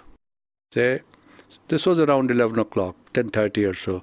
He said, Swami has, darshan is over. Swami is now retired. And it's too late, you can't meet him. So he said, go. No time, no opportunity now. I went round the house. There was a little park there where Swami used to give his discourse. Gatherings in those days were not all that massive as they are now. But there were 10,000-15,000 people, and they were in the process of dispersal. I went round just to sniff around the place. Air of spirituality. You could feel that. There was something different there. And I knew Sohan Lal's house very well. There's a terrace balcony there on the roof. And suddenly I looked up. And what do I see? Lo and behold, there's Swami standing there. So he had a balcony darshan. He had, after obviously having his lunch, giving Ashirvad to everybody, it has occurred to him, maybe some devotees are still hanging around. So he had come to the roof. So I looked at him, puzzled, bewildered, also with a sense of fulfillment. All right, I have not been admitted to the house because Sohan Lal inside didn't even know I was at the gate. So I said, all right, I am fulfilled. But I came, I have darshans, I go. Then it occurred to me, all right, why not try the gate again? I went and pleaded with these youngsters who were wearing these scarves. I said, look, I know Sohan Lalji. It's one said to me, see, everybody says that here. Everybody knows Sohan Lalji because they want to get in. We have strict orders not to let anybody in now. As I was in the process of turning away from the gate, what do I see? Sohan Lal's son comes out of the house. For some odd reason, he had something to say to these gatekeepers, but he saw me and he was wonderstruck. He said, we have been wanting you here, you haven't come for days. I said, these fellows don't let me in. Well, they ordered them to open the gate. He said, you come in, but Swami is now gone. I said, I've seen Swami. So what do you want to do now? I see he's going to come down at any stage. So Sonlal, then I went in and met him.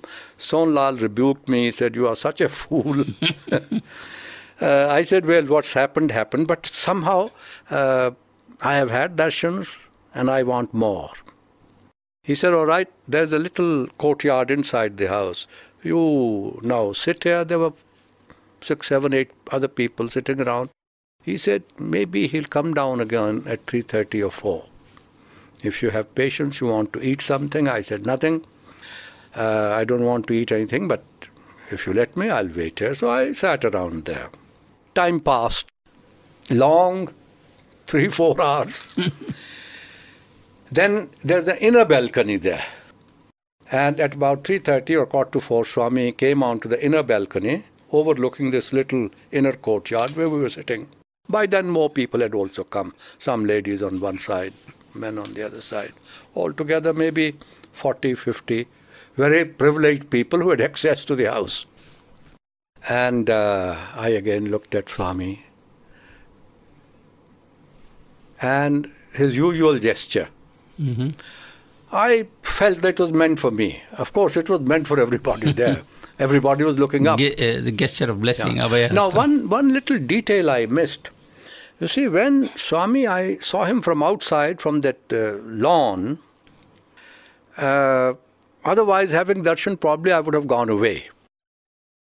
I looked and I folded my hand to Swami. Now you can say it was an illusion, Maya, whatever, but I saw Swami making a gesture to me, saying, come in. Come in. Like that. His hand stretched out and then moving towards beckoning you. Beckoning me. So I said, let's try. And I've told you what happened. Then I was now inside. Swami came down, he went round giving vibhuti here, giving something to somebody or the other. That must have been the first time you must have seen materialization. Yes, that first time I saw materialization of things. And it was, of course... how did it hit you? I was wonderstruck. I mean, first, how does it happen? I'm not a scientist like you. I could give no explanation for this thing. But I witnessed this. But Swami, you see, in that little crowd, wending his way in between people, went to everybody, said something or the other. But he completely ignored me, or I felt that he was just ignoring me. I said, okay, I deserve it. Then suddenly I felt a thud on my shoulder. Mm-hmm. And it was Swami's hand.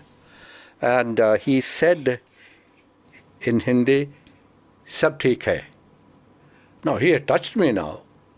So I said, these words are meant for me. Sab theek hai means this is his blessing. So I said, this is wonderful, fine. And Swami, that evening, was due to leave, or the following morning, I forget the detail now, but that was the last occasion I was to have. That was the first contact. I don't say... that year was 1972? 72, the month was March or early April, I think. This was after the Bangladesh war? Yes, after the Bangladesh war. A small question. In Kasturi's writings, I have read that one of the people who met Swami in Delhi was Ambassador Keating, United States Ambassador. Oh, I know Swami. Yes. Keating met him, yes. Yes. Was it in this trip or in some earlier trip? It was this trip. This trip. Because after my encounter with Swami, there was a reception at the Oberoi Hotel, at which Keating was present. And I was present, and I knew Keating. Naturally, you had served in Washington. I served in Washington. He had been to my house. I had been to his Senate offices and so on and so forth. And Keating was in a daze. He showed me a ring. He said, you know, Baba. I said, well, I don't know Baba. I can't say I know Baba, but I just seen him today. And he said, he gave me this, and he did this, and he did that. Keating had obviously invited Swami to tea at his house. Fantastic. And Swami had done things, the wonders, materialized the ring for him, blessed him. And Senator Keating just could not get over that. Such was excitement. I have a very vivid impression of that. Kasturi describes it to some extent, but unfortunately the description is very brief. But it's nice to hear that you had met him and he showed you the ring. And I met Ambassador Keating on several occasions later also, before leaving Delhi for London. And he always, when he narrated this story, how he met Swami, how Swami came to the embassy, what Swami did for him, what Swami did to him. And how so did Swami end up in the American embassy? Who invited him? Keating. Why did he invite him? Well, Keating, there's no answer to these questions. That man had a spiritual dimension to his being, to his life. I see. So he heard, as I heard, Sathya Sai Baba is here, is a man of miracle. That book already was in circulation. Murphy's famous book. Yes. It was doing the rounds. So he must have heard all that. He went to see Swami at Sonlal's house, invited Swami, and Swami accepted the invitation, went there. Now, I've been inviting Swami for so many years, he has never come to me. So he wants me to come to him. You should be the U.S. ambassador, then maybe he'll come. Well, so there was it. Now, the story doesn't end there. Okay. This was a brief beginning. Yes, naturally. After that, someone in Delhi said to me, it was in Sonlal's house 2, 3, or 4 days later when I was there, he said, you should go and see this great being in Puttaparthi. I mean, you had a brief glimpse of him. If you want really to understand the phenomena, you should go and see him. So the words did not register in any great way with me, but... had you read Murphy's book at that time? No, I hadn't read Murphy. So you hadn't read anything about Swami? No, I read nothing about Swami. Only what Sohanlal told you? That's only all you what knew. Sohanlal told me. Okay. And before that event, before that visit, nobody had talked to me about Swami. And I am usually, a bit cynical, diplomat. I mean, had a rational life. Cynical in a diplomatic way, I suppose. Yes, what are these saints and sadhus and so on and so forth. Now comes the time, government tells me, look, you've been hanging around. I didn't want to go to London actually, and I was hemming and hawing. I had gone to Srinagar for a long holiday. I was rung up by the foreign minister. Come down immediately. I give you 1 week. You have to reach London because the High Commissioner was not there or being withdrawn. Deputy High Commissioner had died. They want me to get there and do certain things there. So I flew down. My wife, as I said, was in Trivandrum. So I was going to Trivandrum via Bangalore. The flight used to stop here to fetch my wife back to Delhi, and so we will go to London, get ready. My plane, something happened, my plane broke down here in Bangalore. We landed in Bangalore safely, and it was announced that the flight cannot proceed to Trivandrum. And for some odd reason, an engine had failed, and it would take time, another plane would come, and the onward journey would only be the following day. The Indian Airlines offered a hotel room to me. They knew who I was. And so I would be going to London, special deference that they show, courtesy. Now, at the airport, I said to myself, I'm here now in Bangalore, and somebody had told me there's an ashram near Bangalore. I didn't even know what the ashram was called, Vrindavan. What is the station's name? Whitefield. Whitefield, it's also. So I said, why don't I try? Now, overnight staying in a hotel, let me go and see this Baba and see things for myself. I got into a taxi.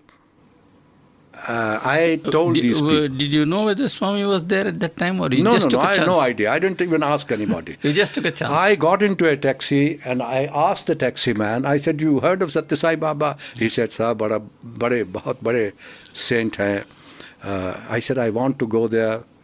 Do you know where he is? He said, his ashram is nearby. I don't know where he is now. There's another ashram, Puttaparthi. But shall we go to Whitefield? I said, let's drive out. We drove out there. The ashram was deserted. Swami's ashram, when Swami is not there. Okay. Everybody is there, but... Now, I did not know the modalities, methodology, even how to behave. So I asked somebody, I said, where is Sathya Sai Baba? He said, Sathya Sai Baba is not here. Now, first of all, they refused to tell you where he is. So I said, where is he? He said, maybe he is gone from here 2-3 days ago, 4 days ago. Maybe he's in Puttaparthi. I said, where is Puttaparthi? What is Puttaparthi? So he said, it's about 100 miles away, 3-4 hour journey. It was about 3 o'clock, 4 o'clock. 3 o'clock, I think, around. So I asked the taxi man. I had seen a Swami's photograph, small photograph, on his... in the dashboard. Dashboard. Oh. So I asked him, I said, do you want to go to Puttaparthi? He said, yes, sir, if you want to go to Puttaparthi, I'm game. So we filled up the car with gas. And he said, there'll have to be special fare. I said, never mind, whatever the fare. So we moved on to Puttaparthi. And I landed here at, there was bhajan going on in the temple. So I said, Sathya Sai Baba must be around somewhere. So, unfortunately for me, a novice, I tried to enter the temple from the ladies' side. So somebody screamed at me, that's not the way.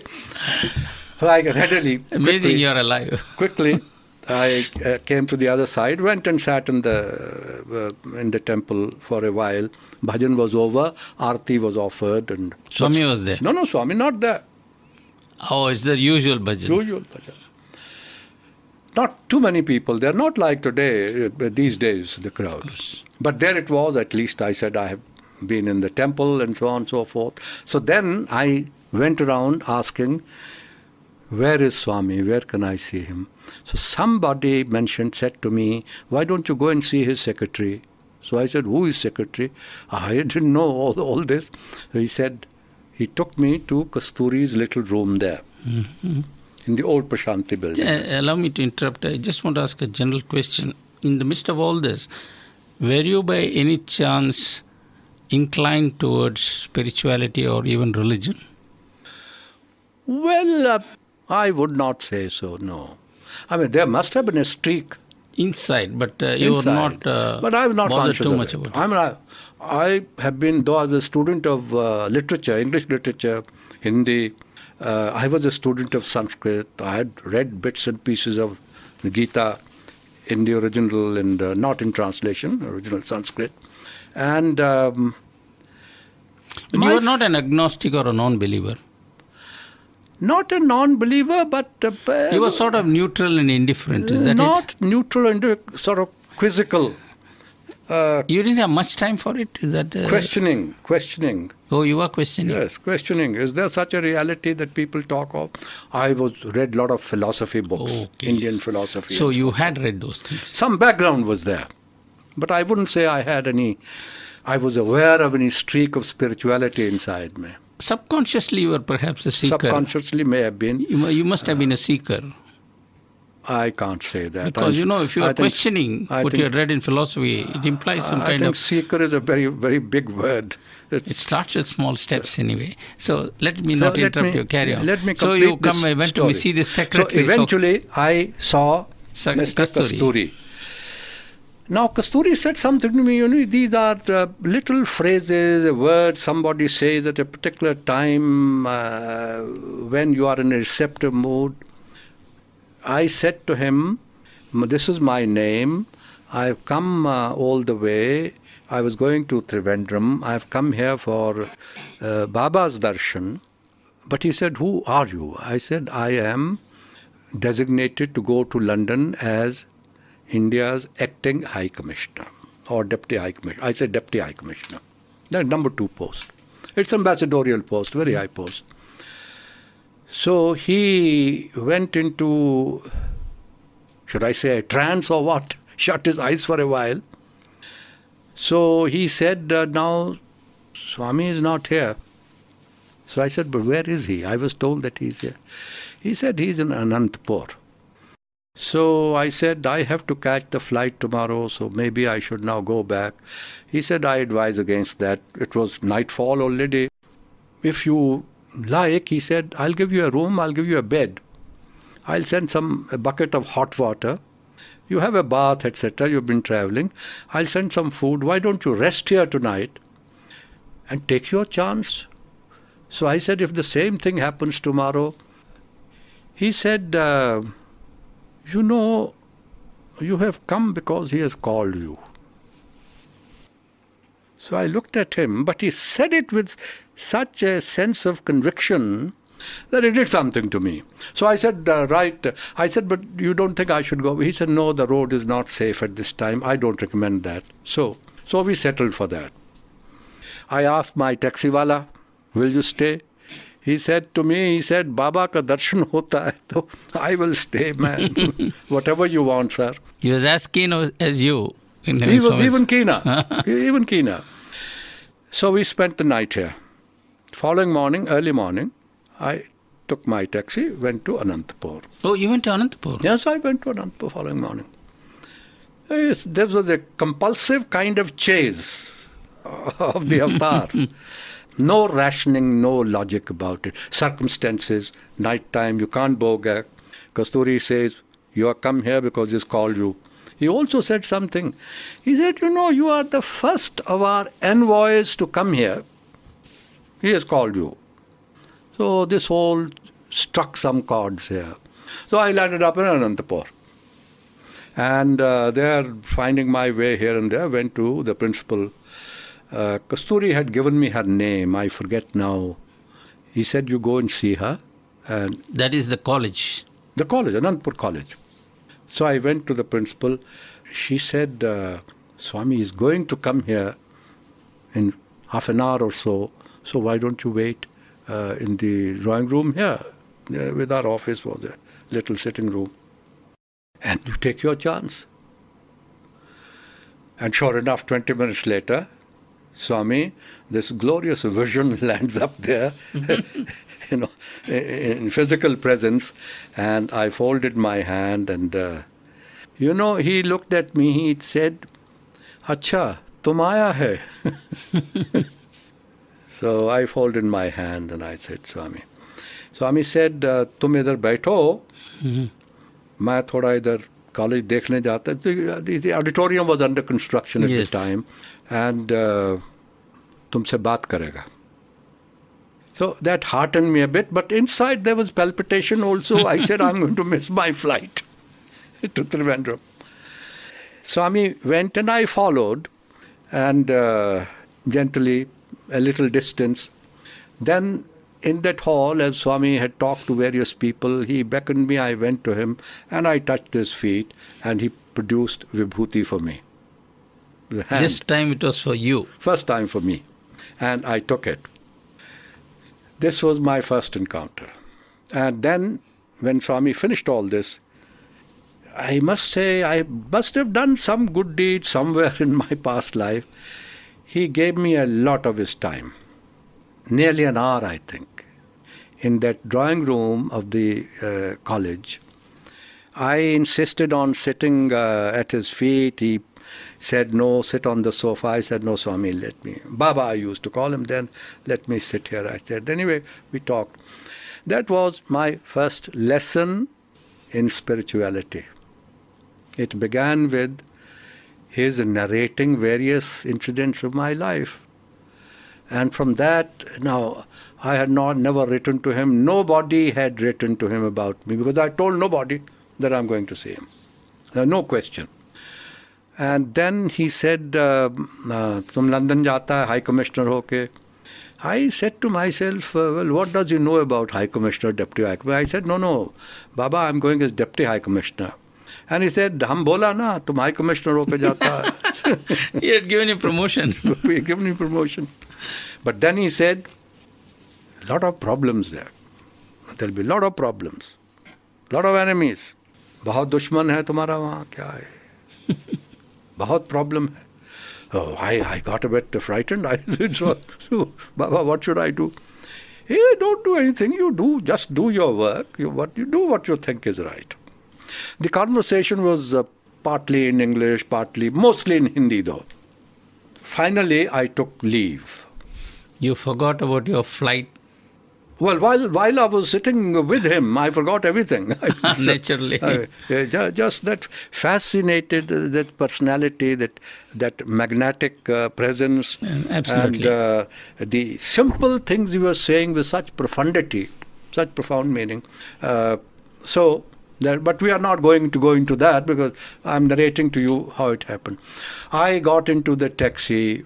My driver also had been, hovering around. He had darshan. He was very happy, contented. We started driving back. And I was half afraid that I'm going to miss the plane. And I was thinking, well, where will I spend the night in Bangalore, go to a hotel following morning, rebooked and that. Now, something had been going on there, ordained by the Lord. There was further delay there. So when I landed the airport, there was still an hour to spare for me to plane for Trivandrum. I was sort of sure of that. So that is how. Now, this was 31 years ago. I'm talking 72, July, 2nd of July. It's the luckiest day in my life ever since. All good things happened to me on the 2nd of July, anniversary of that first real meeting with Bhagavan. Ever since, even if I am abroad, I have somehow, this body of mine has found its way to Swami. If I am in India, then twice a year. So it's now an association of Lord and servant of 31 years. One question that we normally ask is about unusual experiences relating to Swami. Have you had any? Some people have, some people don't have. Oh, I have plenty of experiences. Maybe you could share one or two of them with us. You see, the most wonderful thing about Swami's miracles, there's so many miracles. I can't get over this creation of vibhuti from his hand. I have never any doubts that there's some bag inside under his shirt or anything. No, that's all rubbish people talk who don't know this. Swami, I remember one day Swami lifted his arm for me because I was curious. And Swami used to ask me, Abhi doubt hota hai? A time came, and I had questionings. A time came when I told Swami firmly, Swami, no more doubts. Now, his first miraculous appearance to me, and it was intended for me, happened at a subsequent visit to Delhi in the same house. Mm-hmm. I had seen Swami. I had gone there. Now, this time I was there every day. Mm-hmm. So this afternoon darshans I had gone, and I had to go somewhere for dinner. So which year was that? 74, 75? This first one was 72. This must have been 74 or 75, I think. This must be 74. I was then ambassador in Nepal already. Mm-hmm. I had left London, I had come. As I was leaving the gate, Sohan Lal came running after me, panting, running out. Ruk jao, ruk jao, ruk jao. I stopped there, went. He said, he just got hold of me and dragged me into the dining room. Mm-hmm. This must have been 6:30, 7 o'clock. Some of the devotees were there. They were seated on the ground on three sides of the dining hall. It's half the size of this room. And on the fourth side was Swami, small table in front of him, a thali laden with food, which he hardly touched, and Swami, a real God sitting there. I mean, you could feel the presence. As the dinner was progressing, I was right in front of him. This must have been Swami's direction, because nothing ever happens without his direction. Sohan Lal had planted me right in front of him in the middle of the row. So I was also eating a little bit. I had to go to dinner elsewhere, so I being a little sparing on the food. And I was constantly, my eyes were focusing on him. On my right-hand side, the right lane, somebody asked Swami a question. Fascinating. Swami, you are God. You are so beautiful and loving and kind. But God is so cruel. So much poverty, so many deaths, so much disease. God is very cruel. Swami looked at him. Now this alerted me. So I was looking at Swami. Swami looked at him. Nahi, ye teri samajh ka fark hai. These were his words. Teri samajh ka fark hai. There's a distortion of your own mind. God is love. God is kindness. Swami repeated, God is love. God is love. And I kept looking at Swami. And this man was busy. The one who had having asked the question, he was busy eating away. And I looked around. Everybody heads down. The food was very good, of course, in Sonlal's house. I looked at Swami, and a halo of that sunlight which is not unpleasant on the eye, about 6 inches wide, around that beautiful head. And as I was looking at you sitting in front of me, just as Swami looked at me and smiled. There was no beam of sunlight coming in the room. Nothing. It was an aura. Swami was sitting against the wall, and the aura was separate from the wall, just a round thing you could see. About 6 inches wide circle of light around his head. I looked at it, I was dazed. I blinked. I saw it again. And I looked around, and nobody was looking at Swami. Okay, so it was special for you. There must have been 20 people there. How I know it was special, so then the dinner ended, Aarti was performed, and I did my namaskar to Swami, and Swami said to me, "Kuch dekha?" I expected that. So I touched his feet and took leave. He has done that a few times. Now, this is one. Now, this is a doubt remover. And once that happened, I'm tempted to say, I wish I had doubts. there are other miracles. Swami has given me a new life. I was dead as a dodo on the 2nd of July. 2nd of July. 2nd of July, 1986. I had a massive heart attack. I needn't go into how it happened and so on. Were you actually dead, or you were dead on the... I had to be given that shock, revival shock, because the thing went blank. But it worked out. After about 12 hours or so, I regained consciousness. And my younger brother, our whole family, our whole tribe has become devotees. My father, late mother, they all had Swami's darshan in that Sonlal house. Younger brother came here to tell Swami, he had a very bad heart attack. Swami said, "Kuch nahi hai." Kuch nahi hai. Okay. It took me a recovery. I was about, 5, 6, 7 days in ICU. And then in hospital for the 10 days or so before I was brought home. My wife, everybody was there. They're looking after me and so on and so forth.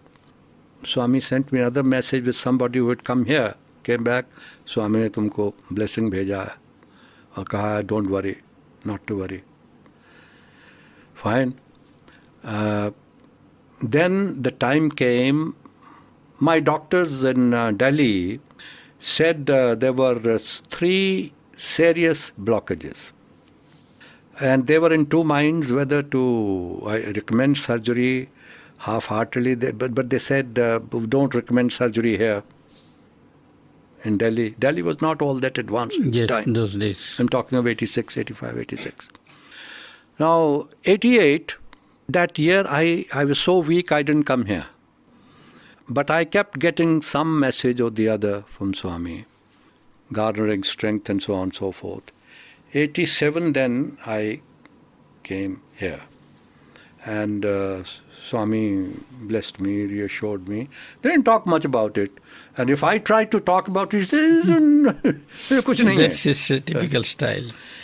88, but I could feel, you see, if I walked around, there would be tightness in the chest, and then you had to stop, sit down, and so on and so forth. That incapacity sort of thing. I was appointed High Commissioner of India in London. Now this is full-fledged. Earlier was acting High Commissioner. So everybody said to me, now you're going there, you can get the surgery done. Bypass and so on and so forth. So I said, all right, I don't know whether I want the surgery, but no harm in having a checkup done, because checkup was being done on me every 6 months or so regularly. In the Cromwell Hospital, the chief man, the director of the hospital, he rigged up a team of doctors for me to This is in London. This is in London. London. Look me over and do, what is that initial thing that they do? Treadmill. No. Angiography. Oh, angiography. So angiography located massive blockages and so on and so forth. So the doctor said bypass is necessary. Then they put up a team of doctors and they all came up with the recommendation. I said, High Commissioner, what's the problem? We will set you on your feet a few days after this. You get it done. So I said to my doctors, I said, listen, I have one wife and I have one son only. I'll bring them to you. My daughter-in-law will also come. And you kindly explain to them what the situation is. So when we went there, 2-3 days later, this chief surgeon and so on. So I said, Doctor, I want you to explain to my wife and my son, if I don't do the surgery, how much time do I have to live? I said, don't hesitate. Tell them, quite frankly, I have prepared them, they'll listen to you. He said, 2 years, maximum 5 years. So he said, thank you. I said, now we will go home, we'll take a decision, and I will talk to you in a day or two. So we went home, we had a family council, and my wife said, well, darling, why not have it? This 2 to 5 years. I had also asked them, I said, if I get the surgery, will it be successful? He said, yes, we are confident that surgery will be good. And it gives you long life, 10, 15 years, 20 years, whatever. So my wife said, why not have it? My son also said the same thing. And I said to them, I will have surgery. By then, belief had firmed up. Faith had firmed up. I said, I will have surgery only if Baba says that you should have it. And Swami had invited me here to give the convocation address in November 1988. So all this happened the previous month. I was coming here monthly. It happened 2 months earlier. You were in London at that time. I was in London. I was High Commissioner there. That is why all the doctors were so concerned and solicitous. You see, we must prolong the High Commissioner's life and so on and so forth. Usual talk that goes on. Now, before my visit here, I got pneumonia. I was traveling out in Scotland, caught fever, etc. Pneumonia is a terrible thing, you know. So, enfeebled me, weakened me. I had another problem. Anyway, what was his name? The Vice-Chancellor before... Saraf kept ringing me every day. Swami says, you come. I say, I'll come. And I said, I can speak extempore. He said, yes, you speak any way you like, but we want a little text also to publish. And so in my bed, I wrote out a text also. And I came here, looking emaciated, having lost about 10-15 kilos. And I was put up in this room where I believe Swami now lives. Yes, Purnachandra Hall. That was the guest house in those days. I looked after exceedingly. Swami came to the room and he said, idhar tum sab pani pee sakta hai, is pani bilkul acha hai, diet, etc. He was instructing everybody what to give me and what not. He is the perfect host. And yes, there was no better host anywhere. So anyway, the convocation was over. I gave the address and so on and so forth. So following day, I took out the angiography. I said, Swami, all these doctors are saying that I need bypass surgery. He looked at the angiography. He said, kya hai? Nahi karna hai. I repeated 2 or 3 times. Swami, wife bhi kehta hai, son bhi kehta hai, doctors bhi kehte hain. 6 doctors did this, saw this and so. I think he got a bit fed up with my urgings. He said, हमने बोला ना, तुमको जरूरत नहीं है, विश्वास नहीं है, फिर से एंजियोग्राफी कराओ, कुछ नहीं दिखेगा. So then that was the end of story. I said to myself, hey, Swami says this, I can't now go on arguing with him. I said to myself, and I said... And you had come to get his advice, and he said no. And you can't obviously argue with him. He said no. No, I had argued in favor of surgery. He said, नहीं, तुमको जरूरत नहीं है. तुमको जरूरत नहीं है. Number one. Number two, he said, मैं तुमको देख रहा हूँ. So I said, Swami, all right. So when he said, you can get another angiography done, you will not see anything. Now, not for a moment the thought occurred to me that I'll have another angiography. My faith had firmed up to that extent. So I said, no, I'm not, Swami, no angiography. आप कहते हैं नहीं करते. You see me now. I'm talking of 88. How many years is it now? Oh, it's 12 plus 3, 15 years. 15 years. And I am fit as a fiddle. I walk 3, 4, 5, 6 kilometers when I go out for a walk.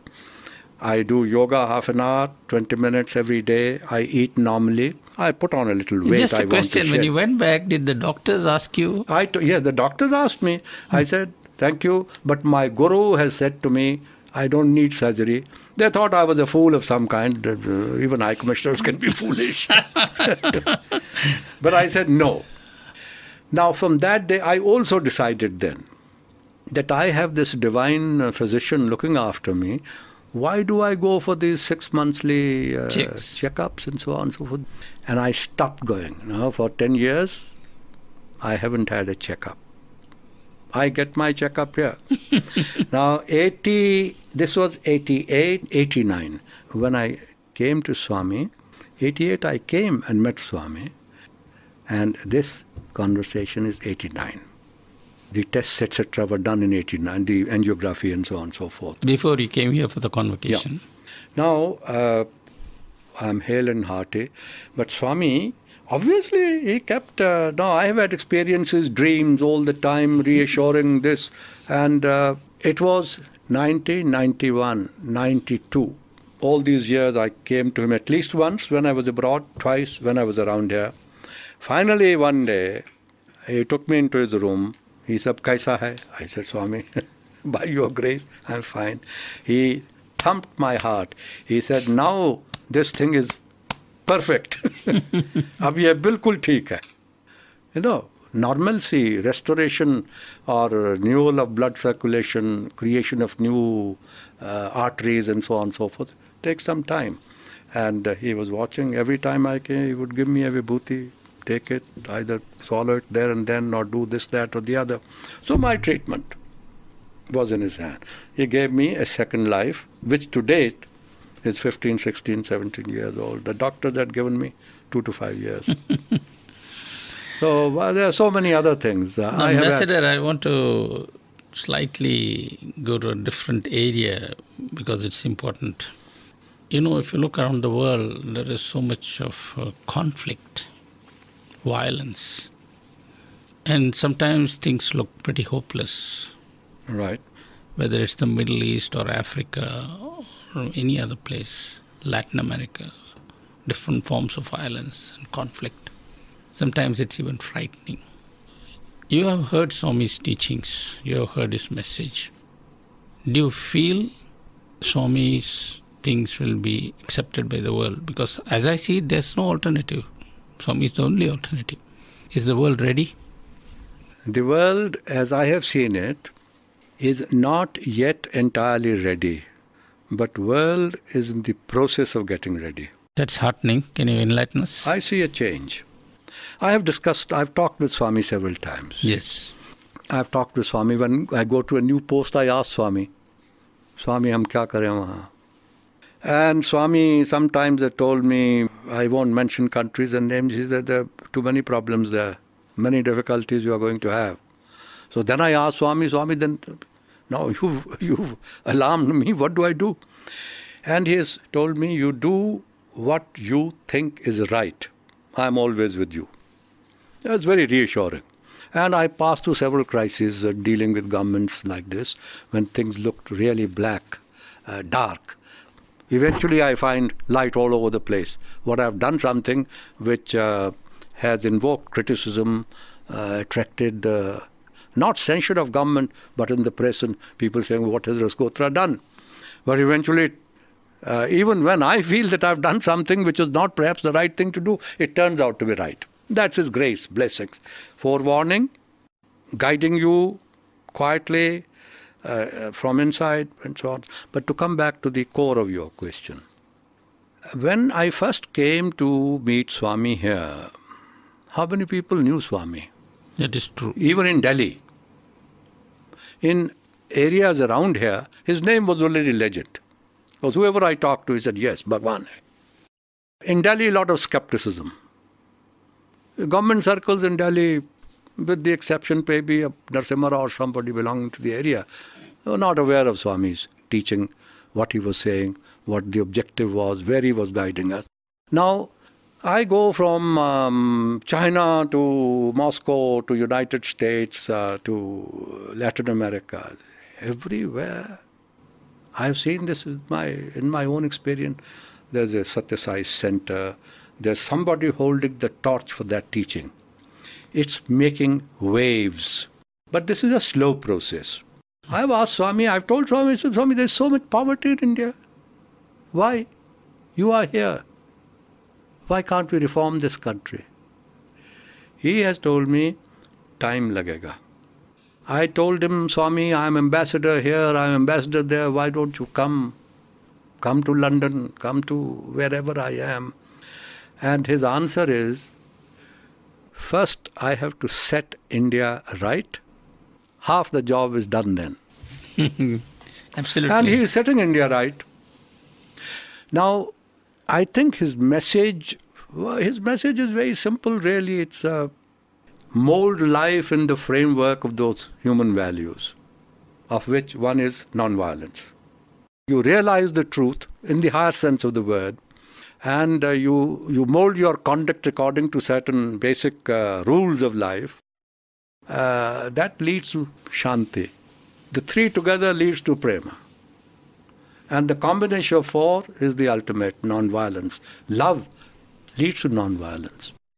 Now, this message is catching on. This is one aspect. Now, where I see his subtle influence at work. Wherever violence has erupted, you find that it doesn't work somehow. It won't. So this I don't know, strangely, I go to Pakistan. In Pakistan also, people now beginning to learn about Swami's message of non-violence, love, Satya, Dharma, Shanti, Prem, peace. So it is a peace movement of a very high caliber. He is, as I see it with my limited vision, he's spiritualizing human understanding of human affairs. It's an enormous task, even for an avatar.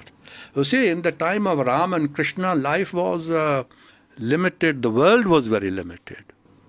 Now, the world, 8 billion people, cut up into 200 different states, often at conflict in terms of national interest and so on.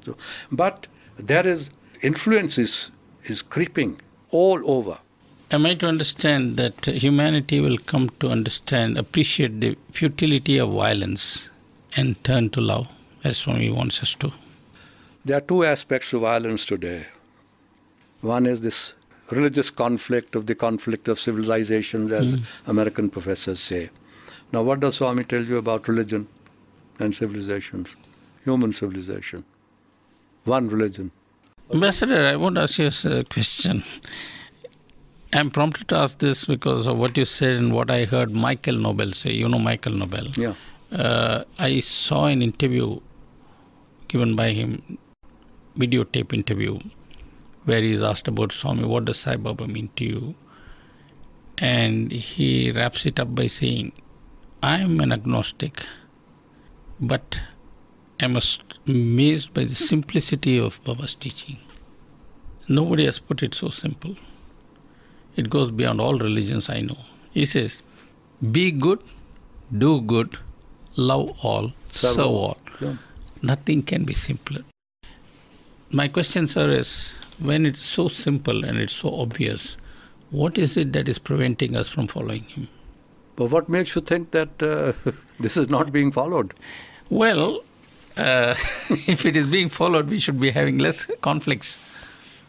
and less wars and less terrorism, less destruction, less cruelty. You see, wherever his word has reached, conflict vanishes. But his word has not yet reached all corners of the earth. So what you're saying is it's a question of the medicine being available to all. It is spreading. Okay, let me then wrap it up by asking you, what do you think we all should be doing to spread his message? Obviously, there is a desperate need for his message because that is the only cure for that's humanity. The only cure. But you see, I mean, if I started lecturing all over the world on Swami's teachings, that's not going to change anybody.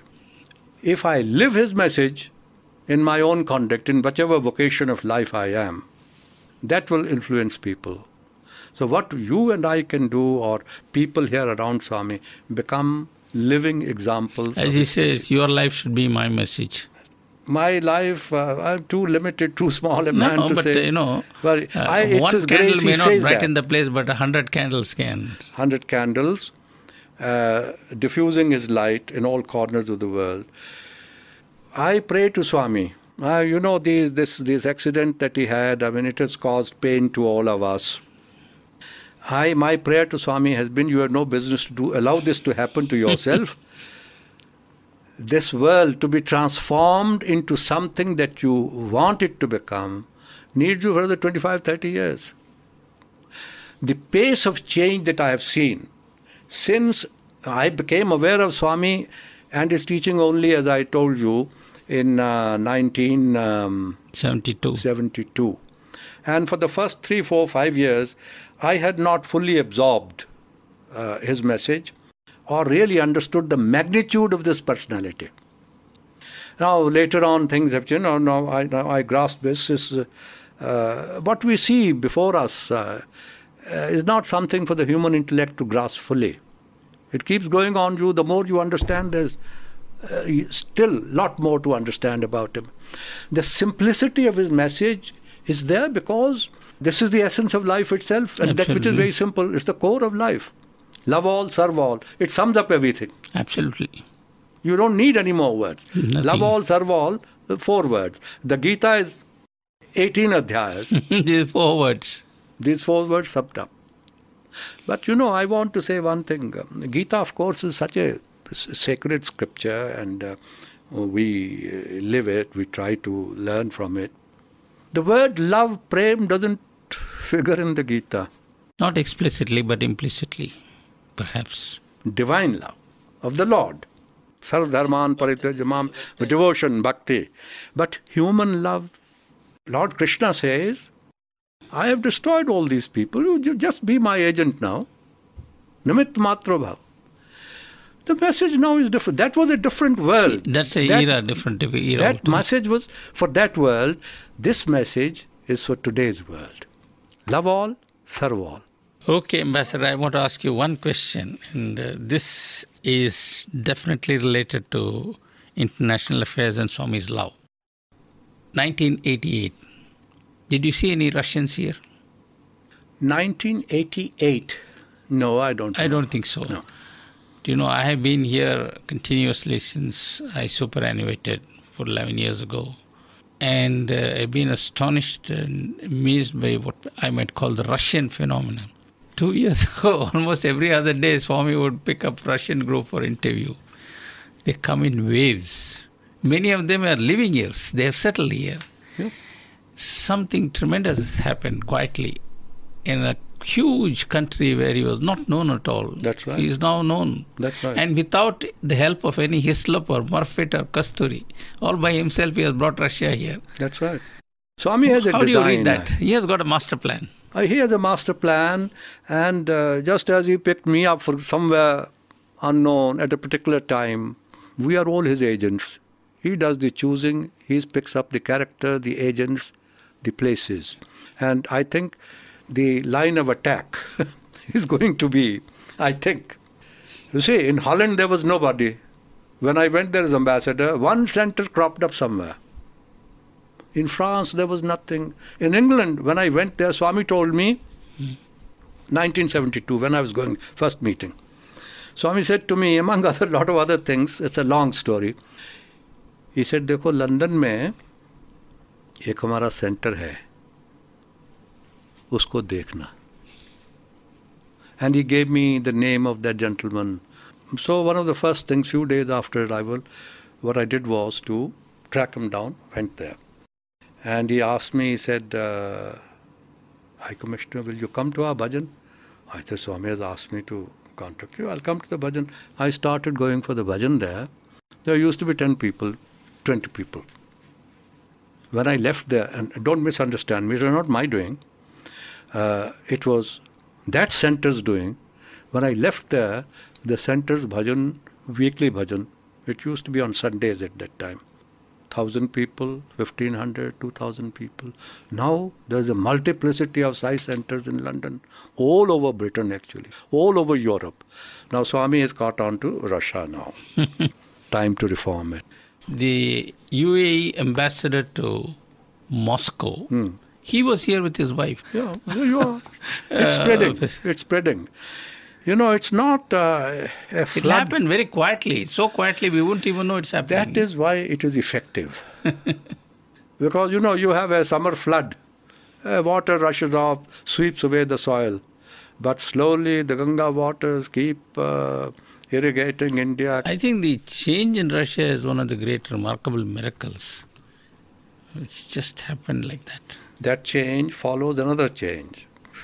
Downfall of that regime. Yeah, that had to happen for this to take place. So God's master plan, there were many stages. Master plan, there are several stages. The other remarkable thing for which nobody gives Swami credit is the détente between the two superpowers of that era and the receding of the nuclear threat. At one stage, you remember how it was, eyeball to eyeball after Cuba, and it was pretty nasty for many, many decades. And all of a sudden, you don't even remember that such a thing. It's the stories of the past now. But these threats are there. Swami, I've asked Swami, danger of war. So that way, I should say, some major threats have receded. I remember still in 1979 in Berlin, looking at the big wall 10 feet away. It was a frightening experience, though I was on this side. Yeah. And now that wall is in supermarkets. That wall is gone. It's in the supermarket, as you say. Yeah. And but the wall around the minds of people and heart has to break. It has to come down. And I think Swami's love would make that happen. And I hope you and I will be around to see it and to see that. Well, sir. Well, it's a blessing to be around while he's there. It's, and you must have seen a tremendous amount of change from 72 to 2003. Enormous change. Enormous change in the world I've seen. And a very subtle change. Just imagine, that same Puttaparthi where you went and met Mr. Kasturi, you are now sitting and recording a broadcast which will be heard all over the world. On the internet and on the radio, via satellite, not just like that. So thank you, sir. And I look forward to your visit again so that we can hear more of your stories. Thank you very much. Experiences. On behalf of Radio Sai and our listeners, I thank you once again. Sai Ram.